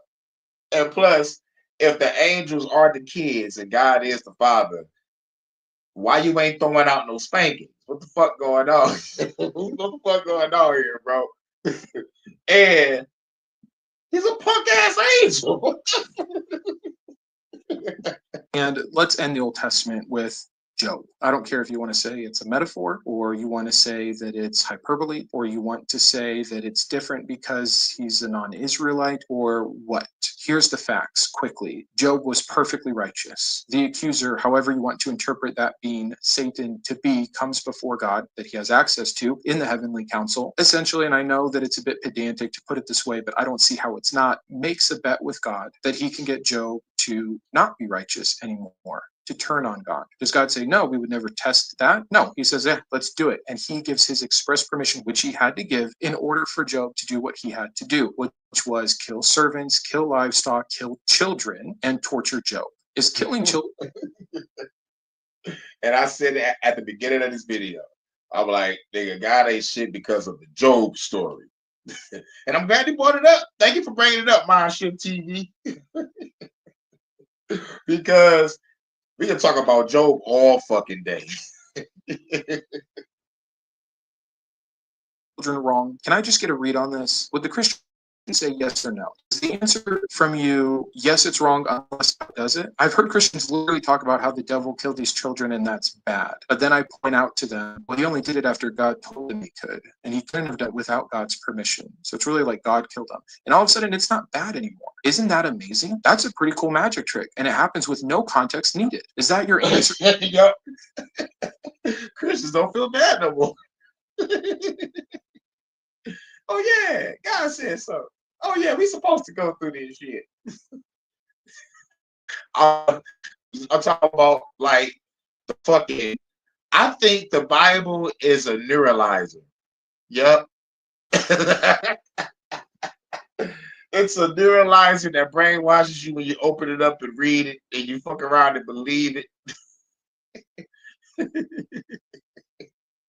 Fucking neuralize the nigga. Oh yeah, God did let the nigga do. For all of this, all of the things I've brought up, they're just all of a sudden okay as long as God does it. Could you just be honest and say that that's as far as you're willing to think about things, divine command theory? That you have no expectation of God holding himself to his own standard or being a good display for us or being consistent with his morality? Because if so, just say it and stop yelling context. The very fact that children are just treated replaceable in this story goes to show how little inherent dignity God is putting on kids or people at all. But that's the God of the Old Testament. Things have gotten better. Jesus came. We got a new covenant. None of this should be a problem anymore. Who cares about the immutable nature of God? Who cares about objective morality? We've got something new. 2.0. Forget Judaism. We've got Christianity now. Here's some verses I still need explained to me from the New Testament. Matthew 5:28. Anyone who looks at a woman lustfully has already committed adultery with her in his heart. I need someone to explain thought crime to me. We know a lot about the brain. We know about impulses, and we know about thoughts, and we know that we don't choose what we think about. We might choose what we continue to think about. We might make actions based off that decision. We might ruminate in our head about something once it's been brought to our attention. But I could get you to think about anything right now just by mentioning it. And you might choose to focus on it or not, to meditate on it or not, to act on it or not. But you are not responsible for your thoughts, and definitely not to the same degree as acting on them. You're telling me you're good with your God, the God of wrath and punishment, equating actual adultery with lust. If so, I've just got one question for the guys here. If you're a married Christian man, please go and confess to your wife that you have had an affair. If you've had a lustful thought and you're a Christian man, please go and beg for forgiveness and ask her not to leave because of the affairs you've been having. When you do that, I'll know that you're taking this seriously. If not, then you too that there is a delta so wide between the action and the thought. And God, who can't see that delta, judges these things the same, which, by the way, is an incredibly harsh judgment, as we get to in our next verse, might not be all that perfectly moral or perfectly just. What do you think? So as for how seriously that God takes sin, let's hear from Jesus himself. Matthew 5:29-30. If your right eye causes you to stumble, get out and throw it away. It is better for you to lose one part of your body than for your whole body to be thrown into hell. Jesus is warning that there is a consequence that is extremely severe, and that because of the severity of the consequence, whatever you believe it to be, you need to take sin, even lust in the thought. Again, it's referencing back to the eye, because that's what you see with, that's what you lust with. Better to just tear it out. And sure, maybe that's hyperbole. But even metaphorically, this is still insanely extreme, and it's still fear-based. It's still commanding obedience. Whole bunch of niggas walking around on the eye and shit. Because, oh my God, nigga, what happened to your eye? I thought about Halle Berry in the thong on the beach. Wait, what? Who is Halle Berry, man? I had the glimpse of the future. Boy, you need help. Where you go? I'm gonna go talk to this fortune teller. She a big titty bitch and she reading me some cards and looking through a globe and shit. You can deal with that Jesus all you want to. He making you rip out your eye and shit. That nigga Jesus ain't shit. That's why he gotta catch these hands too. Out of fear. If even hyperbolically, it's better to dismember your body than go on to sin because of the dire consequences of sin, whatever they might be, then this doesn't look like the God of love. It looks like the God of punishment. No. What the fuck? Wait a minute. I gotta stop this shit. Oh yeah, did you hear Sade drop the trans rights album? No. God damn it, Sade. I gotta take that bitch sex bot off a layaway. God damn it. Oh man. They just want a nigga to be alone. They just want a nigga to be alone. Now, that's some bullshit. I can't have the Sade robot now. That's some bullshit. All because she made a trans album? Yes, all because she made a trans rights album. So let me guess. If I go look up what the fuck going on, man, I hope one of her kids ain't trying to go down that route. Or they put pressure on this bitch, so her career could stay afloat. Her career is legendary. Like, she don't need to do no shit like this. God fucking damn it. Man, fuck Jesus. God fucking damn it, dog. Dog. Thanks, In the Groove, for letting me know my fucking heart is broken. One of her did. God damn it. Like I said, if I go look this up and I find some shit, God damn it. I feel like Cartman, dog. Like, oh my fucking God. Fuck Jesus. We have more like this that are going to fall into the same category, so we'll go through a few of these quick. Like Matthew 10:34-35. Do not suppose that I have come to bring peace to the earth. I did not come to bring peace, but a sword. In similar fashion, Matthew 14:26 through 27, if anyone comes to me and does not hate father and mother, wife and child, brothers and sisters, yes, even their own life, such a person cannot be my disciple. So you want to argue both of these are hyper? Yeah, I think I talked about this on a live not too long ago. Motherfucker said you gotta leave your whole life behind to follow a nigga that's doing magic tricks. It was like, nigga, you gotta stop loving them. You gotta love me. You gotta love my father. You gotta love my God that has committed genocide on a shitload of motherfuckers. Call it fine. He doesn't mean a sword. He just means division. He doesn't mean hate. He just means love less. No, that really, no. That nigga said, I don't come with peace, I come with a sword. He said that in Matthew. You fast forward to the book of motherfucking Revelation in this third transformation. What it say? Do I gotta say it again? I say it every time I mention this bitch ass nigga Jesus. This nigga transformation, his third transformation, he looks like a slain lamb. Mind you, he's a kaiju. He's a kaiju. He's a giant motherfucker coming out the goddamn sky with a shitload of angels with eyes on their fucking body and wings, by the way, which looks very fucking scary. He's a giant slain lamb. You know how a slain lamb look? It looks dead. So a slain lamb with 8 eyes, and a sword coming out of his mouth.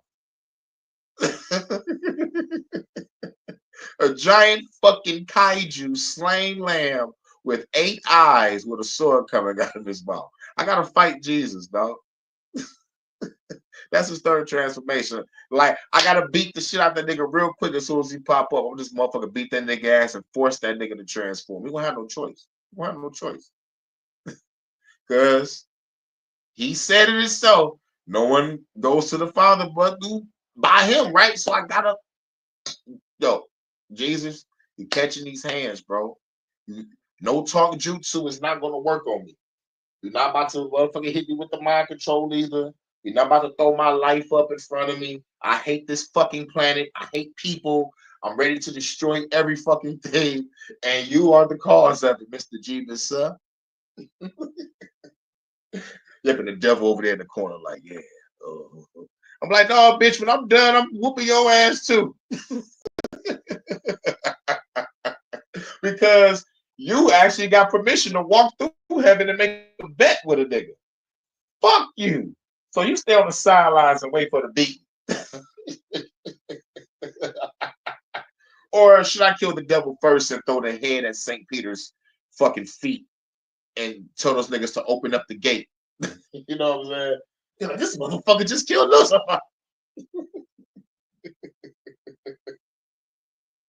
Love less.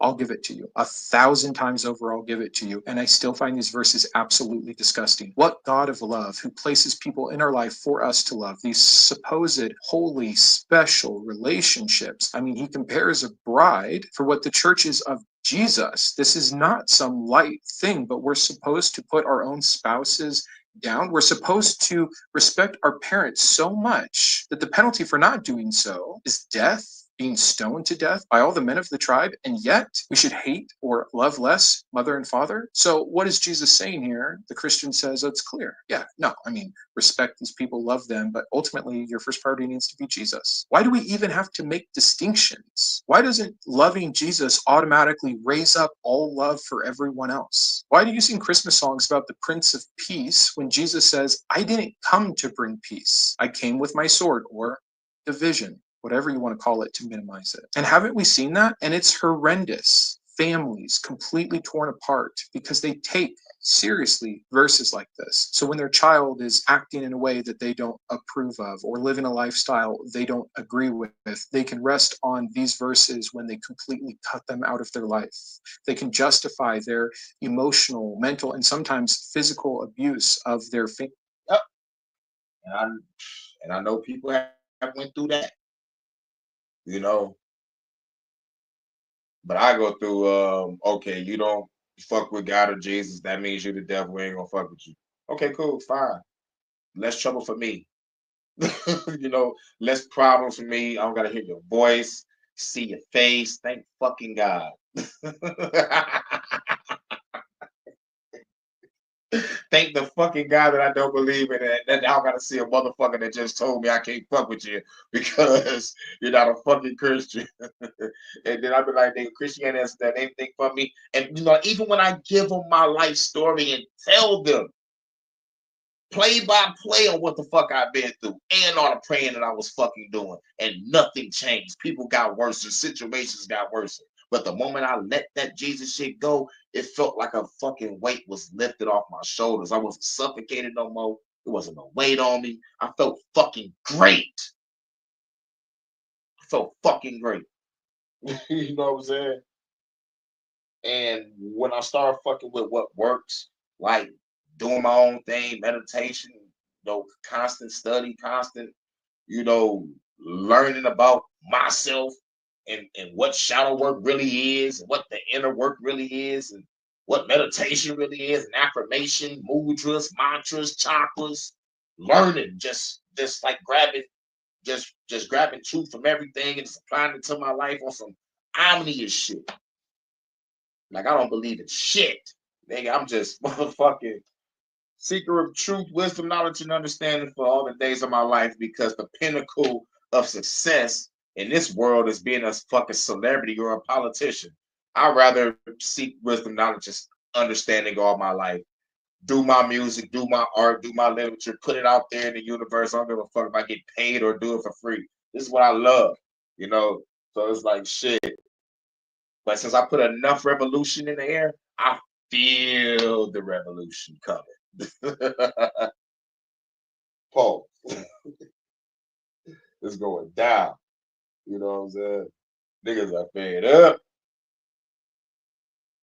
Family members because they need to put Jesus as the priority. Salute, Brian. These verses way more harm than good. They're completely unnecessary. And again, wouldn't it be great if just for once God was bringing everyone up with him and not causing separation and having to put others down to show your devotion? Can you just imagine for a second that I tell this to my kids? Let's just pick my daughter. Hey, listen, as the patriarch of this family, is the most important person to you. I need to see that. I need to feel that. So I'm going to allow you to still have a relationship with your mom and with your brother, but you better show me that you're willing to be at odds with them. Maybe that just means you love them less. Maybe you need to kick them out of your life. Whatever it is, it needs to be diminished with them so it can be raised up with me. I would be a monster. Here's one, John 9, 1-3. This happened so that the works of God might be displayed in him. This is referencing Jesus heals a blind man. Here's the context. His followers ask him, who sinned to cause this blindness? Was it this person or his father? So again, for people that like to scream context, I've never heard Christians talk about all of this behind the scenes stuff. They just talk about how great it is when God heals the blind. And yet we have three main problems with this verse because of the context. The disciples, first of all, rightly assume. Here's a real good question. When has God healed the blind since that incident from the so-called Bible days? I'll wait. You ain't hear the blind motherfuckers in the Jeebus. That it's one of those two first options. As a matter of fact, when was the last time a motherfucker was raised from the fucking dead? I'll wait. Nigga ain't been brought back from the dead since Lazarus.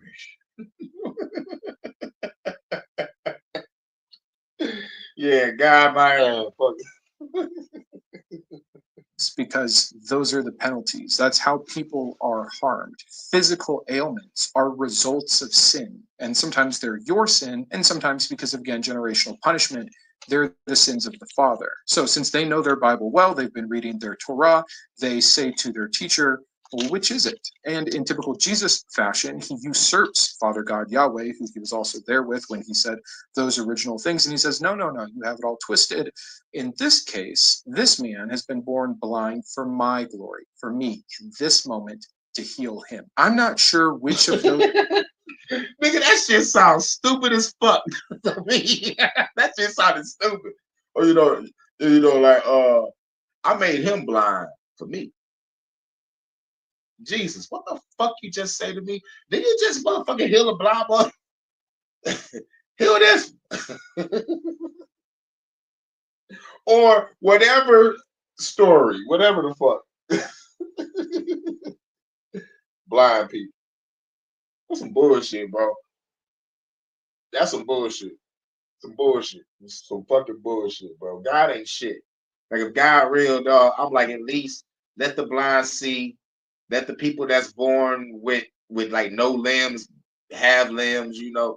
It's like God damn, man. Uh, like some of the joint twins, Siamese twin, like God, what the fuck, like it's, if God ain't real, then nigga, mommy is fucking an alien somewhere, all right, or daddy is an alien. You know what I'm saying? You know what I'm saying? Some of these motherfuckers are born looking like looking like motherfucking JRPG monsters and shit. It's like, nigga, you don't want to be rude and be like, oh, nigga, that's an ugly ass baby. This bitch got 4 fins on the side of his arm. Your baby is born with like 2 tails. At least in India, if your kid born with a tail, they immediately get that motherfucker high praise and call it the monkey god and shit. It's like, yo, this is a guy reincarnated. Reincarnated. Avatar-gated. You know what I'm saying? Nigga reincarnated. God. And there is a monkey god over there. So, they do it like that. But over here, let a bitch be born with a tail in Montana or motherfucking Dakota or Kentucky or some shit. They're gonna be like, nigga, this a lizard. You know what I'm saying? We ain't about to be bullshit. But over there in India, you know what I'm saying? This the monkey god king and shit. Jet Li. That was a good movie, by the way. I forgot the name of it. I think it was called an Iron Monkey or some shit. The motherfucking Monkey King or some shit. I forgot. What's the name of the Monkey King? Sung Wukong or some shit. They came out with a video game called Wukong. It's pretty cool in the game. I ain't buy it yet. Cause I'm broke, nigga. I'm broke. Shit is on PS5 and shit. I got the PS4. Nigga, that motherfucker sound like an engine. I don't know if y'all can hear it right now, nigga. I gotta give in to the system, nigga. That bitch might fucking blow up on my head. But I was like, fuck it, I got an Xbox One S, so if anything happens to my P4, I can just play my Xbox. And plus, I got another Xbox One S. I can just pawn that bitch or sell it and buy me another P4. So why you just don't get a P5? Cause that motherfucker, I thought that motherfucker wasn't that motherfucking big. That bitch like a goddamn computer. I'm not about to motherfucking have my light bill high because I want to play a fucking video game. Kiss my ass. Y'all niggas don't be looking at the motherfucking stats on your system. I'll look at them high voltage. You know what I'm saying? Have you ever plugged up a heater? Like a fucking small ass heater and the motherfucking light start dimming in your crib? It's like, goddamn, nigga, you look at the voltage on the motherfucking heater or whatever electronic you got, you're like, damn, this little motherfucker pumping that much power? Ho, ho, ho. Nigga on some motherfucking tool time shit. The fuck? Nigga, that my shit blew up in front of me. Shout out to Armchair Revolutionary. We at the end of deconstructing Christianity and all the craziest Bible verses that motherfuckers come across and how the motherfucking Christians can't justify shit. So they be like, you taking it out of context. No, bitch, I'm reading from the book. Your God said, kill every man, woman, and child, take the virgins and do what you want with them. It also said 40 kids made fun of a boy prophet named Elisha. Elisha was like, God, these kids made fun of me. And God was like, oh, really? They're going to make fun of my prophet and killed 40 kids with some bears, nigga. God ain't shit. Oh, yeah. And my personal favorite is the Job story. How just Lucifer just like walking that bitch, rubbing his hands like Birdman, walking past mean mugging angels and shit. Everybody on red alert, but they can't do shit because God like, nigga, I got this. What up, though, Lucy? Lucy like, hey, I'm doing cool, running 2 and 4 here and there. What's good? What's poppin'? And God like, yo, nigga, see my servant Job? Look at this little motherfucker right here. This motherfucker love me so much. He's so righteous. Hercules. And this nigga Lucy like, man, shut that shit on up. He won't do shit. No, none of that shit no more. if you take that shit away from him. Let me out. God was like, oh, so you want to bet a real nigga, huh? You must got money in your pocket, huh? Huh? That's you with that badass dance, huh? That's you to keep on working because you keep fucking her fans, huh? All right. I want you to motherfucking murk his cattle, murk his children, fuck his shit up, and torture his ass. But don't kill him. Because if you kill him, you won't learn nothing. Jim Carrey, the Riddler, carried Batman forever. Yes, I said it. Batman forever. The Bible smells like Batman forever. Shout out to Val Kilmer. Motherfucker, what was that movie? Was it Untouchables or was it Tombstone? Which one Val Kilmer was in, dog? Nigga, Val Kilmer was cold as hell in that movie. Was it Tombstone or Unforgiven? Or was it Untouchables? I forgot, but Val Kilmer was cold. One of y'all know it. But we at the end. Those three things is sicker. Being blind your whole life as some kind of payment for a sin you did when you were, what, a baby? Your original sin demands blindness? Being blind because your father sinned? Or being blind Tombstone. Decades later, Jesus can have this 30. That shit was live, nigga. Tombstone was live, nigga. As a matter of fact, I might just download Tubi and see if it got it. The niggas went in on that Tombstone. It made me think about the goddamn commercial with the pizza. What do you want on your tombstone? Tombstone was the shit. I'll be a huckleberry. Nigga just walk up with the motherfucking cigarette in his mouth. I'm like, nigga, that is not how y'all smoke, nigga. Smoke like a normal motherfucker. Yeah.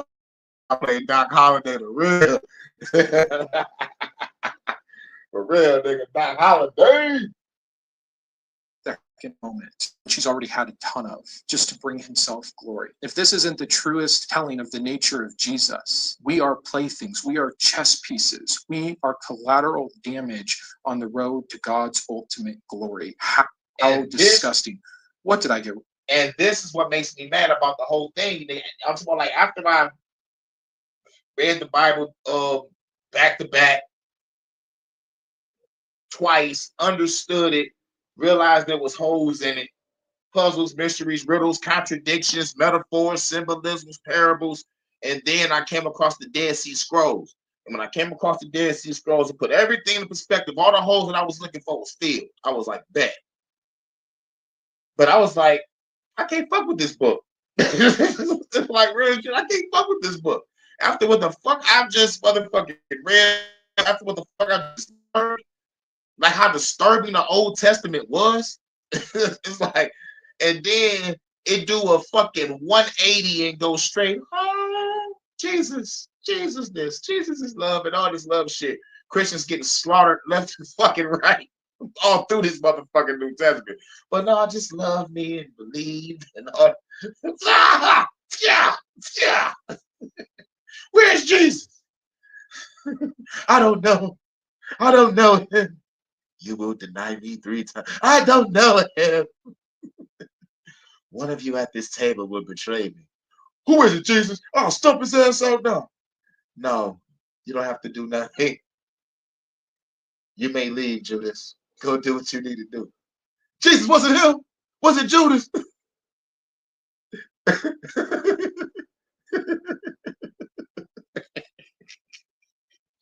They should have stumped that nigga the fuck out at that fucking table.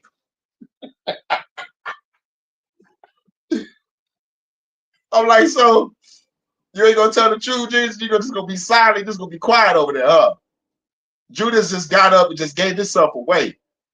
I would have been like, yo, Jay, where you go? Oh, I gotta go.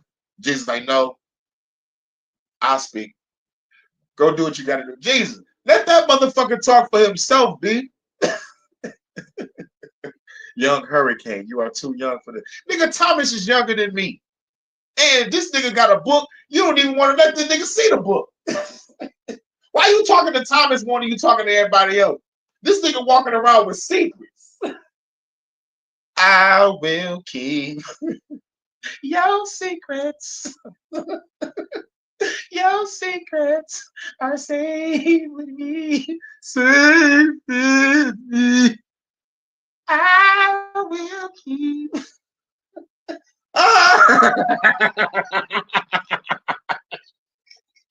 I won't tell your secrets. Get this bitch ass nigga out of here, dog. They should have stumped Judas' ass out. And it was like, for Peter, you denied me 3 times when they came up to me. Like, you should have been a real nigga saying, yeah, I know that nigga at, and get jumped. But he probably would have got killed. Down like a real nigga. Some whole ass niggas. Oh yeah, what's another scene? Let's entertain the fact the shit was real. Let's just entertain this shit real quick. Jesus told y'all niggas to stay up. I'm about to go pray and prepare for my sacrifice. I'm about to get murked, y'all. I gotta go pray to my father. I need y'all to stay up and watch my back. He came back, those niggas was asleep. Woke, told those niggas, yo, nigga, wake the fuck up. I need y'all niggas to stay up.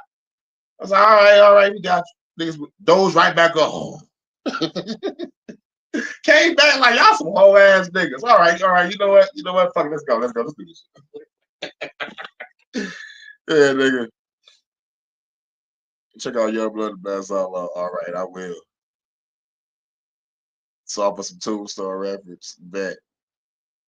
See the video. About me a Left Eye documentary. That ain't gang. Exactly. Right, nigga. Like y'all supposed to be the squad. Y'all motherfuckers watch this nigga do a whole bunch of motherfucking miracles, walked on water and everything. Y'all supposed to be his road dog. That is not gang. I do not gang bang. Fuck the fucking sword. I'm gonna pull up and bang. Oh man, nigga would have had a gun in ancient times. I would have slaughtered every motherfucking body. Nigga on some Doctor Who shit, fucking up the space-time continuum. Nigga. To make glory. How disgusting.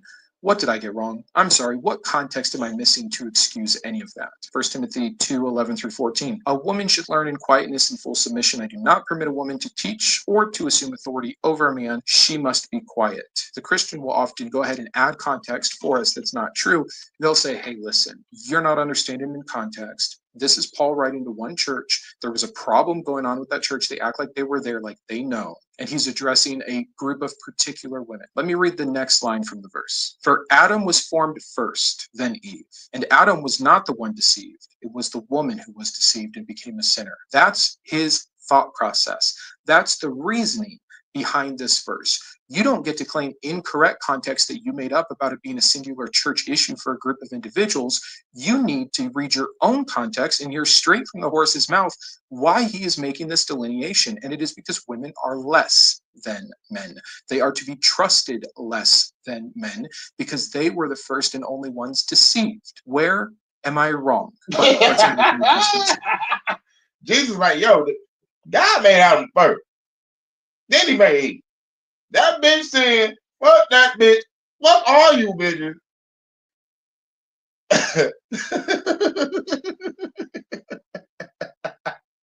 I will keep your secrets. Slavery, because that's always fun. 1 Timothy 6:1-2, and we can see this also in Ephesians and Galatians. All who are under the yoke of slavery should consider their masters worthy of full respect, so that God's name and that right there, I am so fucking sorry, Jesus. I am not about to respect this corrupt government. I cannot do that. And that right there, I'm glad it's at the end of the video. I'm glad he said that last. Because fuck this government. Fuck this fucking government. And if I was over there dealing with Kim Jong-un in Korea, fuck the dictatorship. If I was over there with the Winnie the Pooh looking motherfucker in China. Chinese. Happy ending. Happy ending. Happy ending. Fuck the snitch that snitched on those ugly bitches that was doing the happy endings for niggas. Yes, they was ugly, but they didn't have to get snitched on. They need the money. It's inflation going on. They just trying to motherfucking get paid and satisfy a customer at the same time, but no. Somebody want to snitch out these bitches. It was like fucking like 50 Asian bitches. They look. They all was like fours. Some of them was twos. But motherfuckers be wanting to dime so bad, man. Man, just give me 5 twos.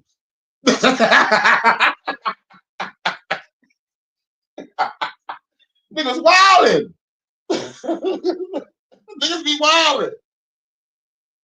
But I will keep your secrets. I won't tell.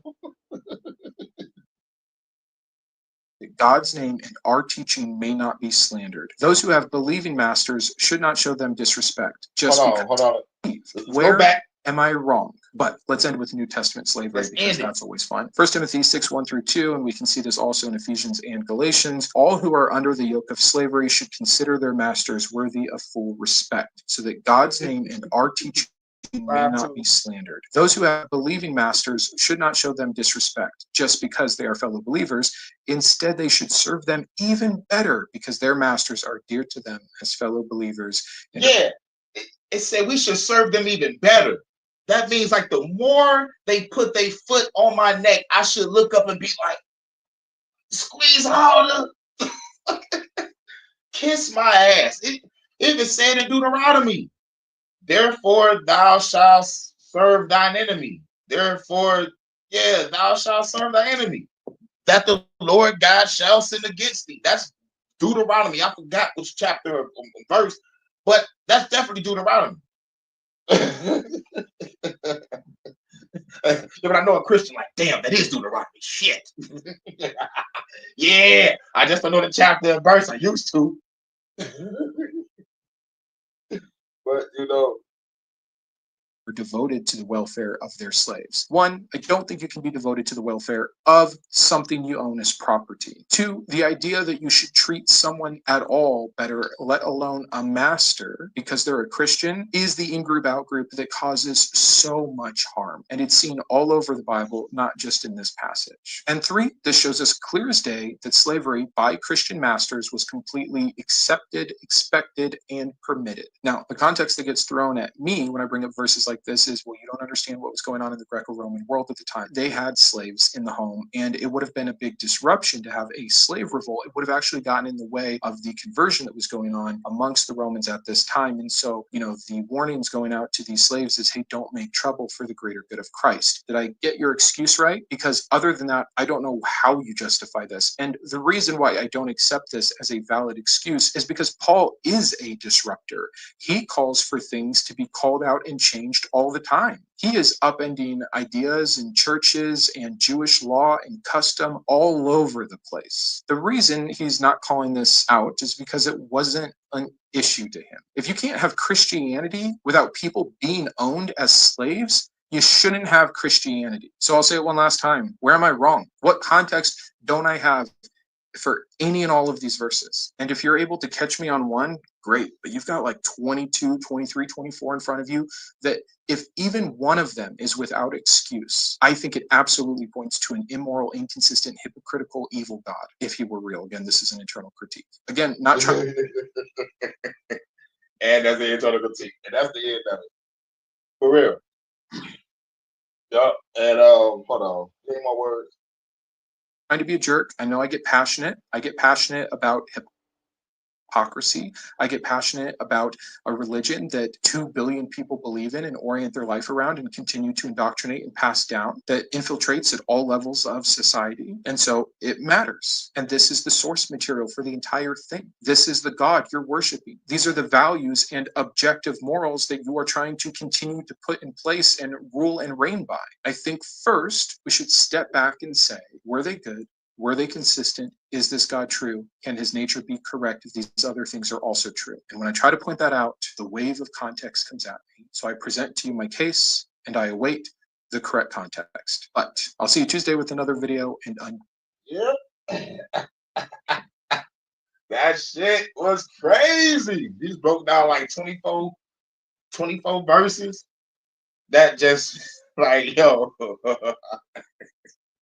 God was very consistent when it comes to genocide. Yep, the context. But my final thoughts on Jerry's final thought. Take care of yourselves and each other. No, not this blood. But my final thoughts on it. These wasn't all the verses that stood out to me. It was just Job and a couple other verses. But what was standing out to me was just the holes and the contradictions. So like I was like, you know what? Like, let me find out the holes in this story. You know what I'm saying? I'm hearing about Enoch was a righteous motherfucker and he was called up into heaven and shit. And then you don't hear from this nigga no more to the New Testament, but Jesus referenced him. I'm like, all right, I heard Enoch in the Old Testament. Let me go find Enoch. What the fuck is going on with Enoch? Let me look up Enoch. So you can look up Enoch and then you find out there's books on Enoch. Holy shit. Then you find out more about the Dead Sea Scrolls, and it's like, holy shit. Some of the holes that I was looking for is in the Dead Sea Scrolls. It was like the stories of the 12 tribes of Israel. Each of those motherfuckers got their own book. I didn't know that. They're short books, but I didn't know they had their own book. So I read their own book. I'm like, okay, like this is who they were personally. They was also incredibly fucking strong and powerful. Shit, they went to get some motherfucker that motherfucker did some shit to their sister, and they rolled out 12 deep and go take over a fucking city. I'm like, damn, this shit look. I'm talking about like the way I was reading it, it felt like I was in a fucking video game. I'm like, holy shit, Dead Sea Scrolls is the shit. You know what I'm saying? And then, but like back to Enoch. When I read about Enoch, and it was like he went to heaven. I found out how heaven looked. I found out how the angels were and how they really feel about the human race and shit. And plus, when Enoch went up there, he got jumped by some angels and shit. They don't want to talk about that. And then dude became the better looking Metatron and shit. But it also talked about how he talked to the fallen angels. I don't know how the fallen angels managed to get to Enoch, but the fallen angels told Enoch, hey, yo, can you kind of plead our case? Can you try to get us back into heaven? Because we can't get back up there no more. We're sorry. We're sorry for falling down and fucking these hoes. Enoch was like, I know what you're going to say, but something in my heart is telling me to ask you anyway. But those fallen angels down there that was down there fucking those bitches and creating the Nephilim and shit, they want to plead a case and they say they sorry and they want to get back up in the heaven. What do you say? God was like, fuck those niggas. Hell no. And I'm about to flood that bitch.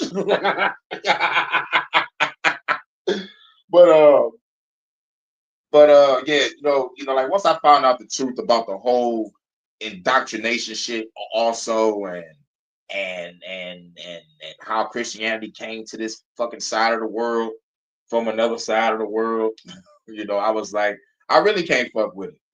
It's like, let me just go search for the truth. So I left the Bible alone, but I was like, I would use the Bible for research purposes only and deconstruction. And plus, if a Christian want to bang or debate, it's funny how I just used their own fucking book against them. Like whatever verse they got, I got the fucking contradiction. So fuck that book. Like we can play this game all fucking day. For every verse you try to battle me with, I got a contradicted verse. And that's what Christians want. They want to play the game of, How many Bible verses do you know? No. How about, is this motherfucker real or not? Where is the grave of Moses? Where is the grave of David? Where is the grave of Solomon?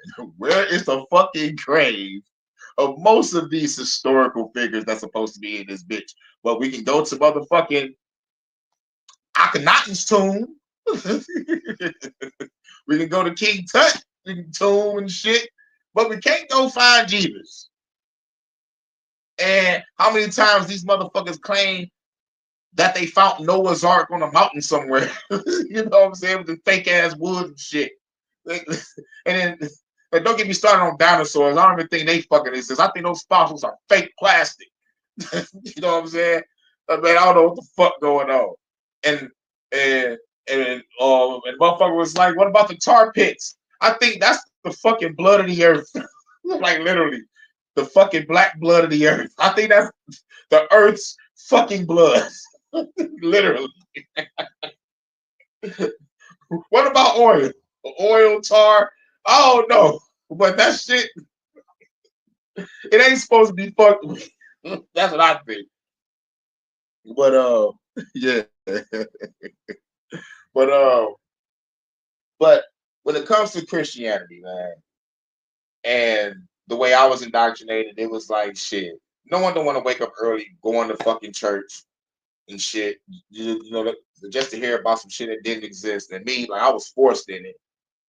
I'll never forget when mama said, "Don't get baptized, but beat your ass." You know what I'm saying? Traumatized and shit.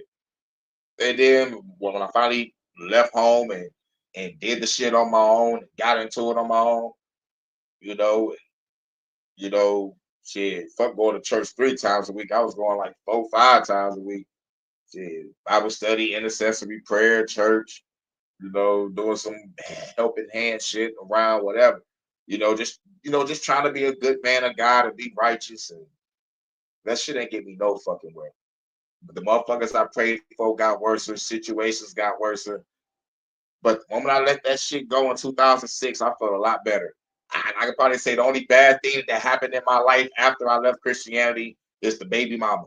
So if I can weigh shit on a goddamn scale on after Christianity, I can say everything been cool. Like I don't have to no fucking weight on my shoulder. I have no motherfucking I don't gotta wake up and feel like I'm a goddamn sinner just for breathing. You know what I'm saying? So it's like, man, fuck the bullshit.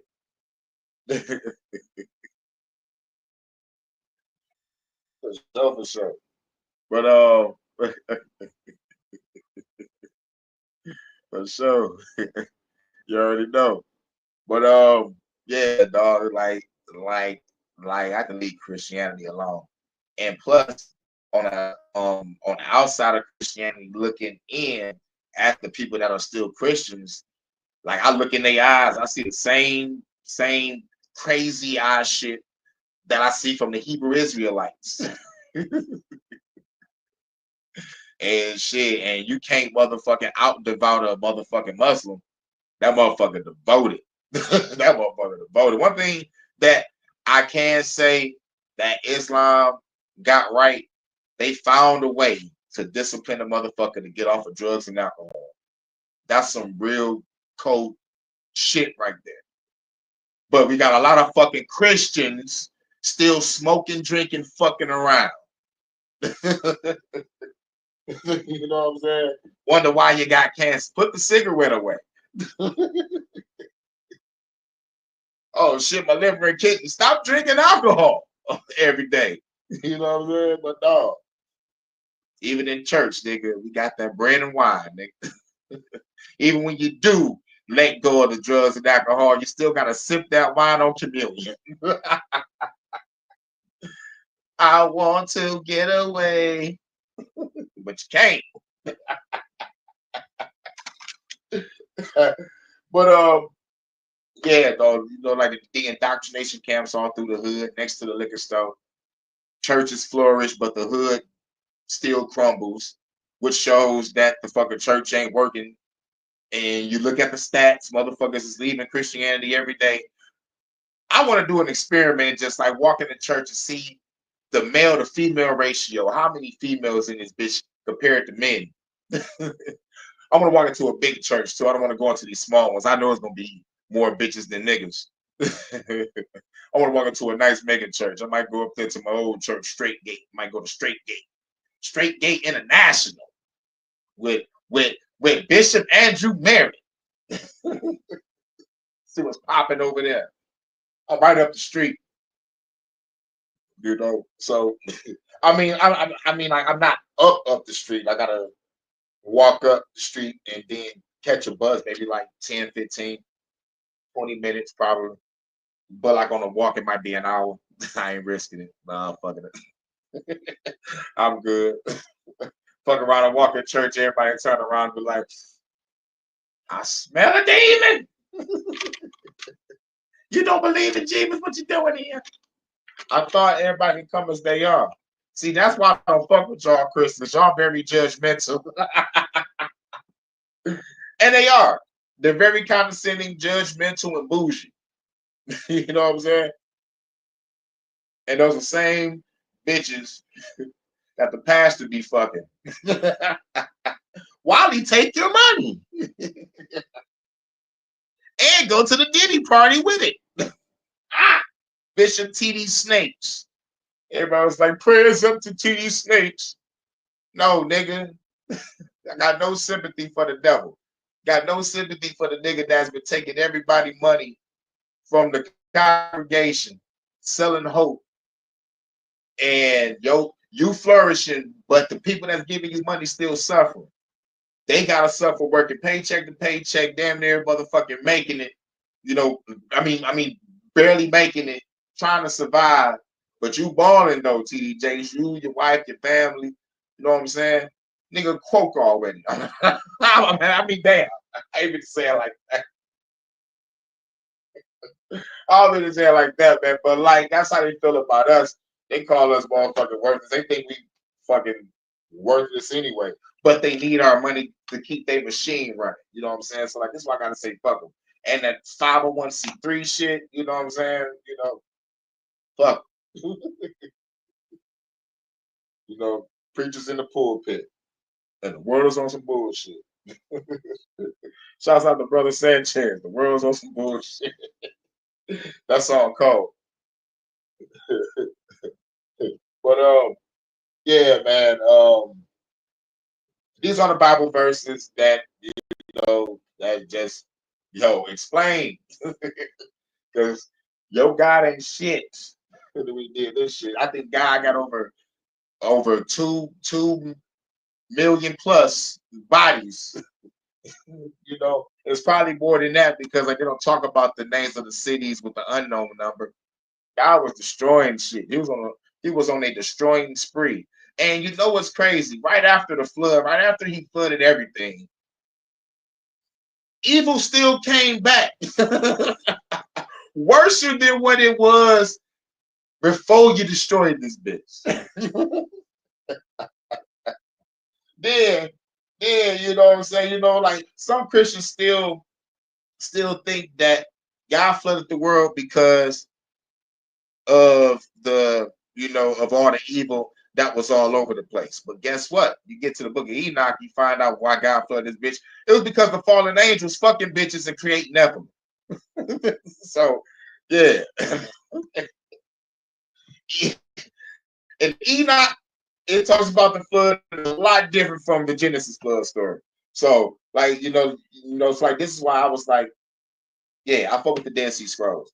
And plus, when you read the motherfucking secret book of John, because once you're a Christian, you will ask this question: who is God? Where does he come from? Why is there evil on this motherfucking world? Like what's really going on? The secret book of John lets you know your God is a chief archon, y'all the Bayoff, blind idiot God from the great mother Sophia. Your God created the physical world. You wonder why shit fucked up? Blame that nigga. So that shit really opened up my eyes. I was like, damn, it makes a lot of sense. So I see why the Gnostics was killed because You know, you fucking tell the truth to a Christian that your God is really an evil, genocidal, homicidal maniac. You know, like, you know, it'll shatter their fucking paradigm. They don't want to believe it. Even if they do read the Old Testament.